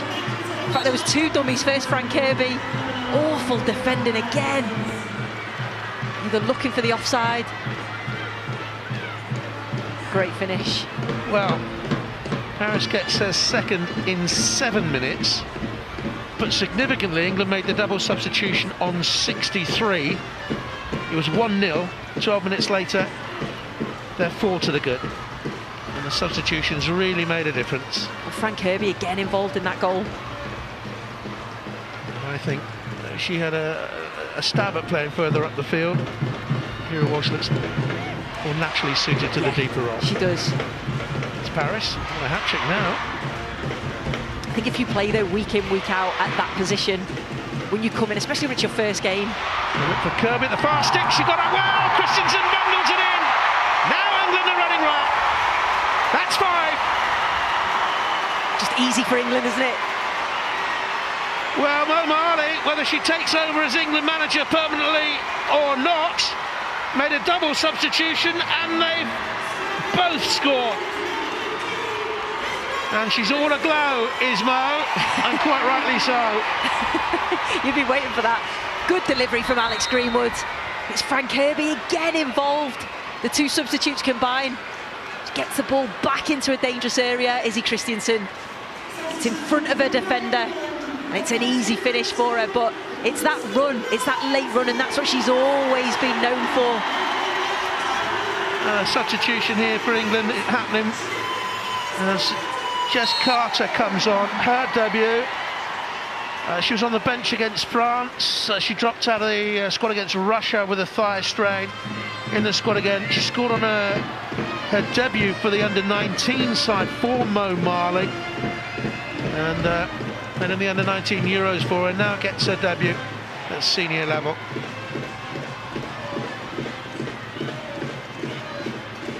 As we said, she's making it difficult for the FA not to pick her as coach. And Alex Greenwood tries from distance.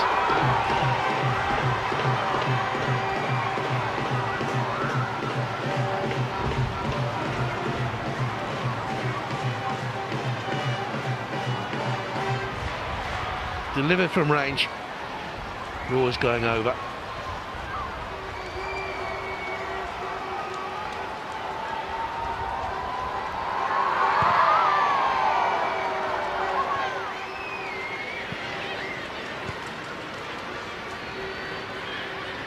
Two wins in 2 World Cup qualifiers. Yes, they were beaten in France narrowly late on.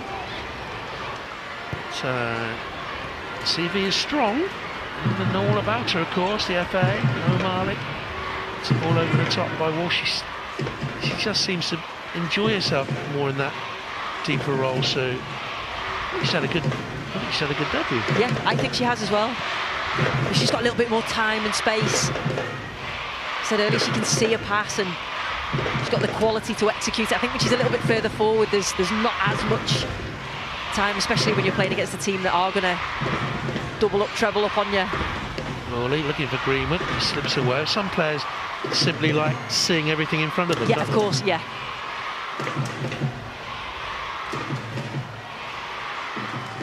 Did you have 360-degree vision when you played? Could you see all around you? I can say yes now, can't I? Hindsight. Yeah.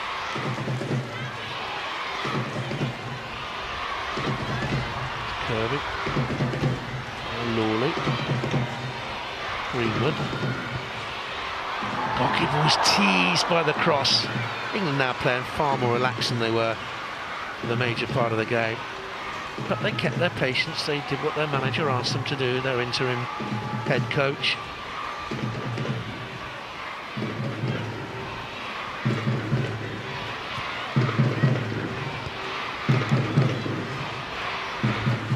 Kazakhstan are making another substitute in a minute. Lawley's in possession for England. Christensen giving go with Kirby, asking a little bit too much. Horton has got around the corner. Lovely football by England and just clipped away by Nurisheva, who looks exhausted. The keeper couldn't cover the ground.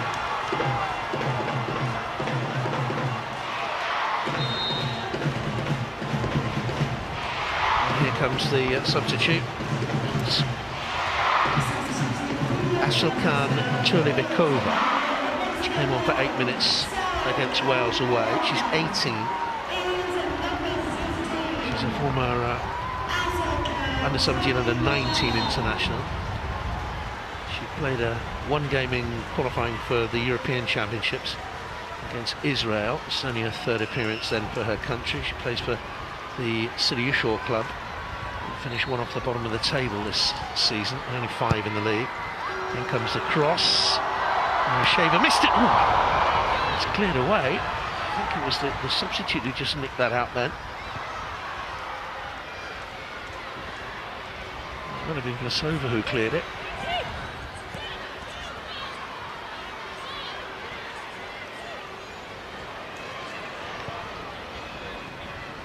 England in total command. Most of the game has been played, I'd say almost 90 minutes. By the time we finish, would have been played in the Kazakhstan half. Here's Greenwood.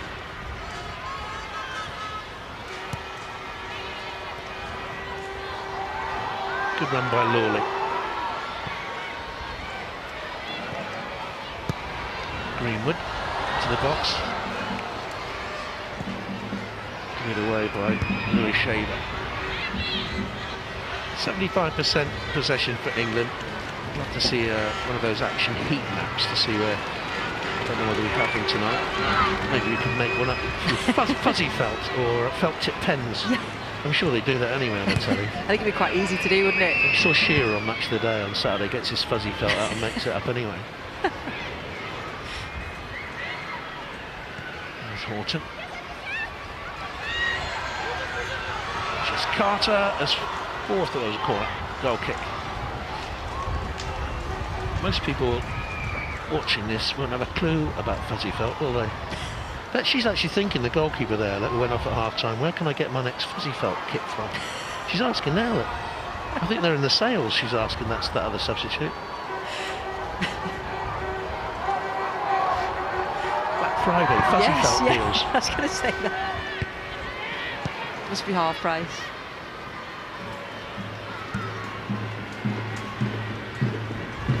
Greenwood.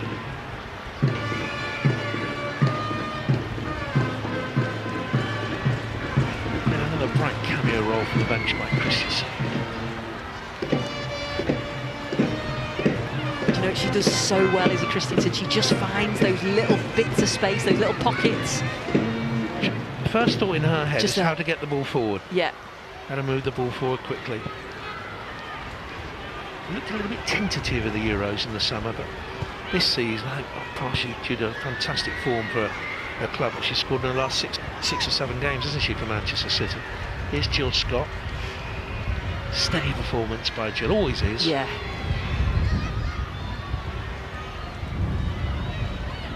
Lawley.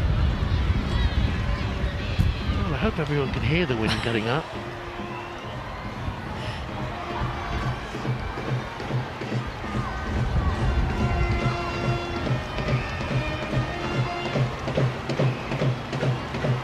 Scott.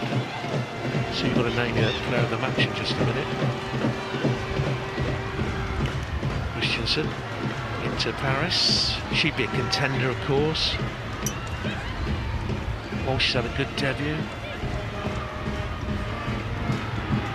Here's Steph Horton. drove it out wide. She could have taken on about 4 or 5 more strides there. Steph Horton through the middle. Jill Scott headed away. Ivlasova.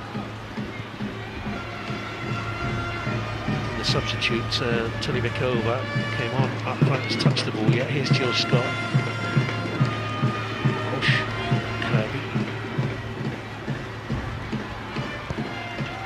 High lofted cross, keeper teased to it, couldn't get anywhere near it. Greenwood played it down, missed by Lawley and by Kirby because the goalkeeper recovered superbly.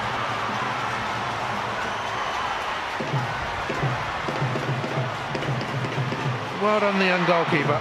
It was a good delivery from Jess Carter, Alex Greenwood, fullback to fullback. And then Lawley has a strike, then it's Frank Kirby tries to get in. The goalkeeper does well. After initially getting nowhere near the cross, it has to be said. But she recovered really well. 22 attempts by England, 15 shots on target, nothing for Kazakhstan. That's astonishing, isn't it? I think if you were being hyper critical, they would ping that in. A pinball situation, cleared it away. It would be all of England's chances and all of England's possession. Could they have scored even more goals? And that'll probably be something that I'm sure Mo and the coaching staff will work on in future games. Here's Walsh to Horton. Goes for that diagonal. Just think she might have taken it on a stride there, gone down the right hand side, bring another player over. Jess Carter. Lawley around the corner, gets there, gone out of play, goal kick. I've just had a comforting thought, Sue. We're fairly chilly up here. Imagine Karen Bartley. You've got coats on and everything and thermals. She's back in the England team. Joyous to be back in the England team. Really pleased to be back in the England team. Hasn't done absolutely nothing. She's had nothing to do. Who'd be Karen Bartley tonight? I know, she has been keeping warm. Well, she would have had to. She'd be an icicle otherwise out there. It's so nice to see her back though from that injury. Give it to Karen Bartley. Give it back to Karen Bartley. No, good turn, Jess Carter, well done. She had an excellent game, Nikita Paris. Who'd be a player of the match, Sue? Again, you mentioned Kira Walsh has done excellent on her debut. Mel Lawley scoring on her first start, but it's got to go to Nikita Paris. I think she's been outstanding. I think every time she's got the ball, she's looked dangerous. I think her goals were superb. She's been the most exciting player on the pitch for me tonight, and I think she's growing and growing in an England shirt in every game that I watch her. Wasn't the most flattering close-up, to be honest, of Nikita Paris, just when she got the man of the match award.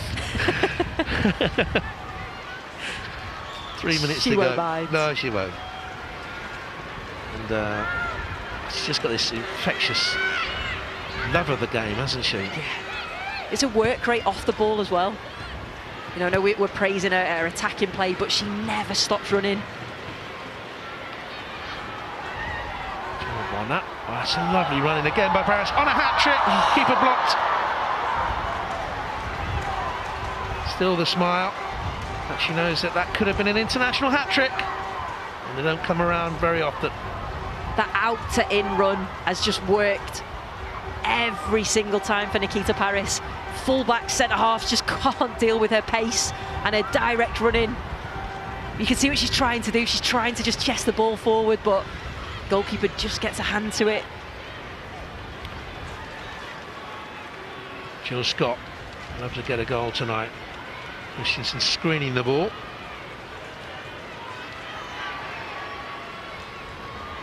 Greenwood pointed the way. Lawley. She's well balanced for a winger. Yes, she is. She runs. Yeah.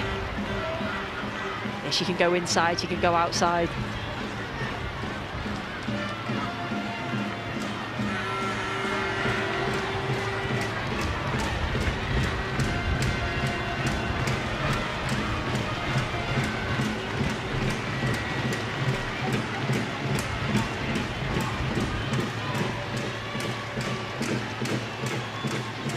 Walsh for England, approaching the last minute, 5-0 up. They won't be top of the group as 2017 comes to an end in the international calendar. Wales are top, but they'll play the game more than England. And they meet Friday 6th of April at St Mary's. This is a strong run by Nurisheva. I'll tell you what, she's worked hard. Not everything has been good and needs to work on her control, but she's put in a really good shift, I think, for Kazakhstan, the number 4. 2 minutes of stoppage time.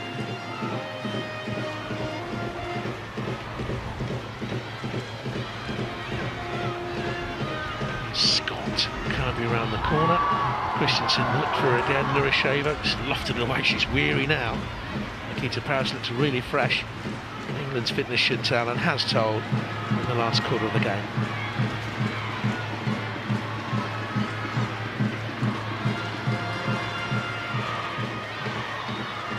Joe Scott. 2 minutes of stoppage time signalled by the official down below us now. England look for a 6th. Greenwood. A couple of good efforts. Slipped away from Walsh. Kirby on. Here's Christensen from range. Oh, it was dipping.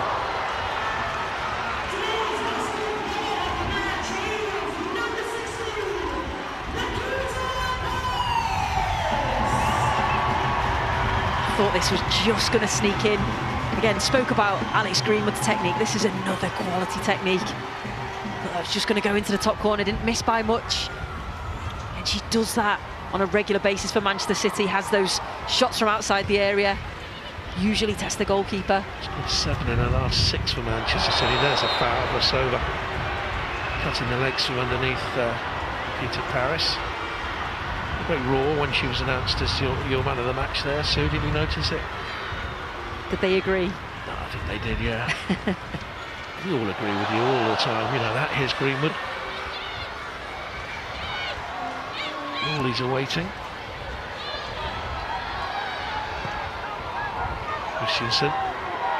Onto Hort. She's really put in a good effort since he's come on again, Christensen. It'll be easy for a substitute just to come on and do a little bit. A game like this, she's done really well. It's turned into a comfortable night for England in the end. Scott comes across from Carter. Up here then to Walsh. Oh, it wasn't far wide. And we're nearly up. It would have been 6. England led in the first half through Lawley, let's not forget, her first goal for her country. And then they made the substitutions. Mo Marley, could be a last game in charge, but what a last game it would be. A lot of England fans would love to see her get the job, and all the best to her, because within a minute of the substitutions, Frank Kirby brought on, scored from the penalty shot. 4 minutes later, Nikita Paris made it 3, got her second. 7 minutes later, that was England's 4th. And Izzy Christensen, the other substitute, made it 5 with 14 minutes to go. A very commanding England win in the end. Mo Marley, 2 wins for her in 2 World Cup qualifiers as interim manager. If she wants the job, she may well get it. And she's made a very, very good name for herself in this short term. Handsome win for England by 5 goals to 0. 3 points for England, 5 goals on the night, and this is what it does to the group table. Wales with that win earlier on this afternoon, they are still top by a point over England, but England have a game in hand. Bosnia and Herzegovina on 3 points, Russia on that point, and Kazakhstan without a point. So it's all set up very nicely. Alex and Rachel alongside me. Let's just take a look through at those 5 goals. We waited a little bit for the floodgates to open, but they did. But this is the one that started it in the first half. Yeah, it was. It's Mel Lawley on her first senior start, getting her first England goal, and she thoroughly deserved it. Stayed on the pitch for the full 90 minutes. Second, fortunate. Yeah. Shouldn't have been a penalty, in my opinion. But it's given Frank Kirby, I think, first touch of the game, put it away nicely. Nikita Paris deserved a goal. What a finish from Keith, and she definitely deserved that. Yeah. And this topped her evening off as well. Just her all-round play this evening was outstanding. Yeah, she got player of the match and deserved this. So finish this off 5-0. Substitute Izzy Christensen getting the crowning glory of the 5th goal. Incredible substitutions as well. Yeah, they really came on and inspired. They kind of lifted it, gave that energy that kind of was lacking in the first half towards the end. So, and that's what you have to do as a sub. Come on, prove a point, and that's what Izzy did as well. A good win, of course, for England, 3 points. But in performance-wise, good performance? I think so. I think they were patient, like they were in the first game against Bosnia. I think the first half they weren't quite clinical enough, quite as efficient and clean and crisp with their passing. They sorted that out second half and made it count. Well, it's certainly set up for a cracker when England face Wales in Southampton in April. We're going on to online now. You can join us for much more match analysis and interviews. I'll be here with Rachel and with Alex, and we'll have a guest as well. Hope to see you then.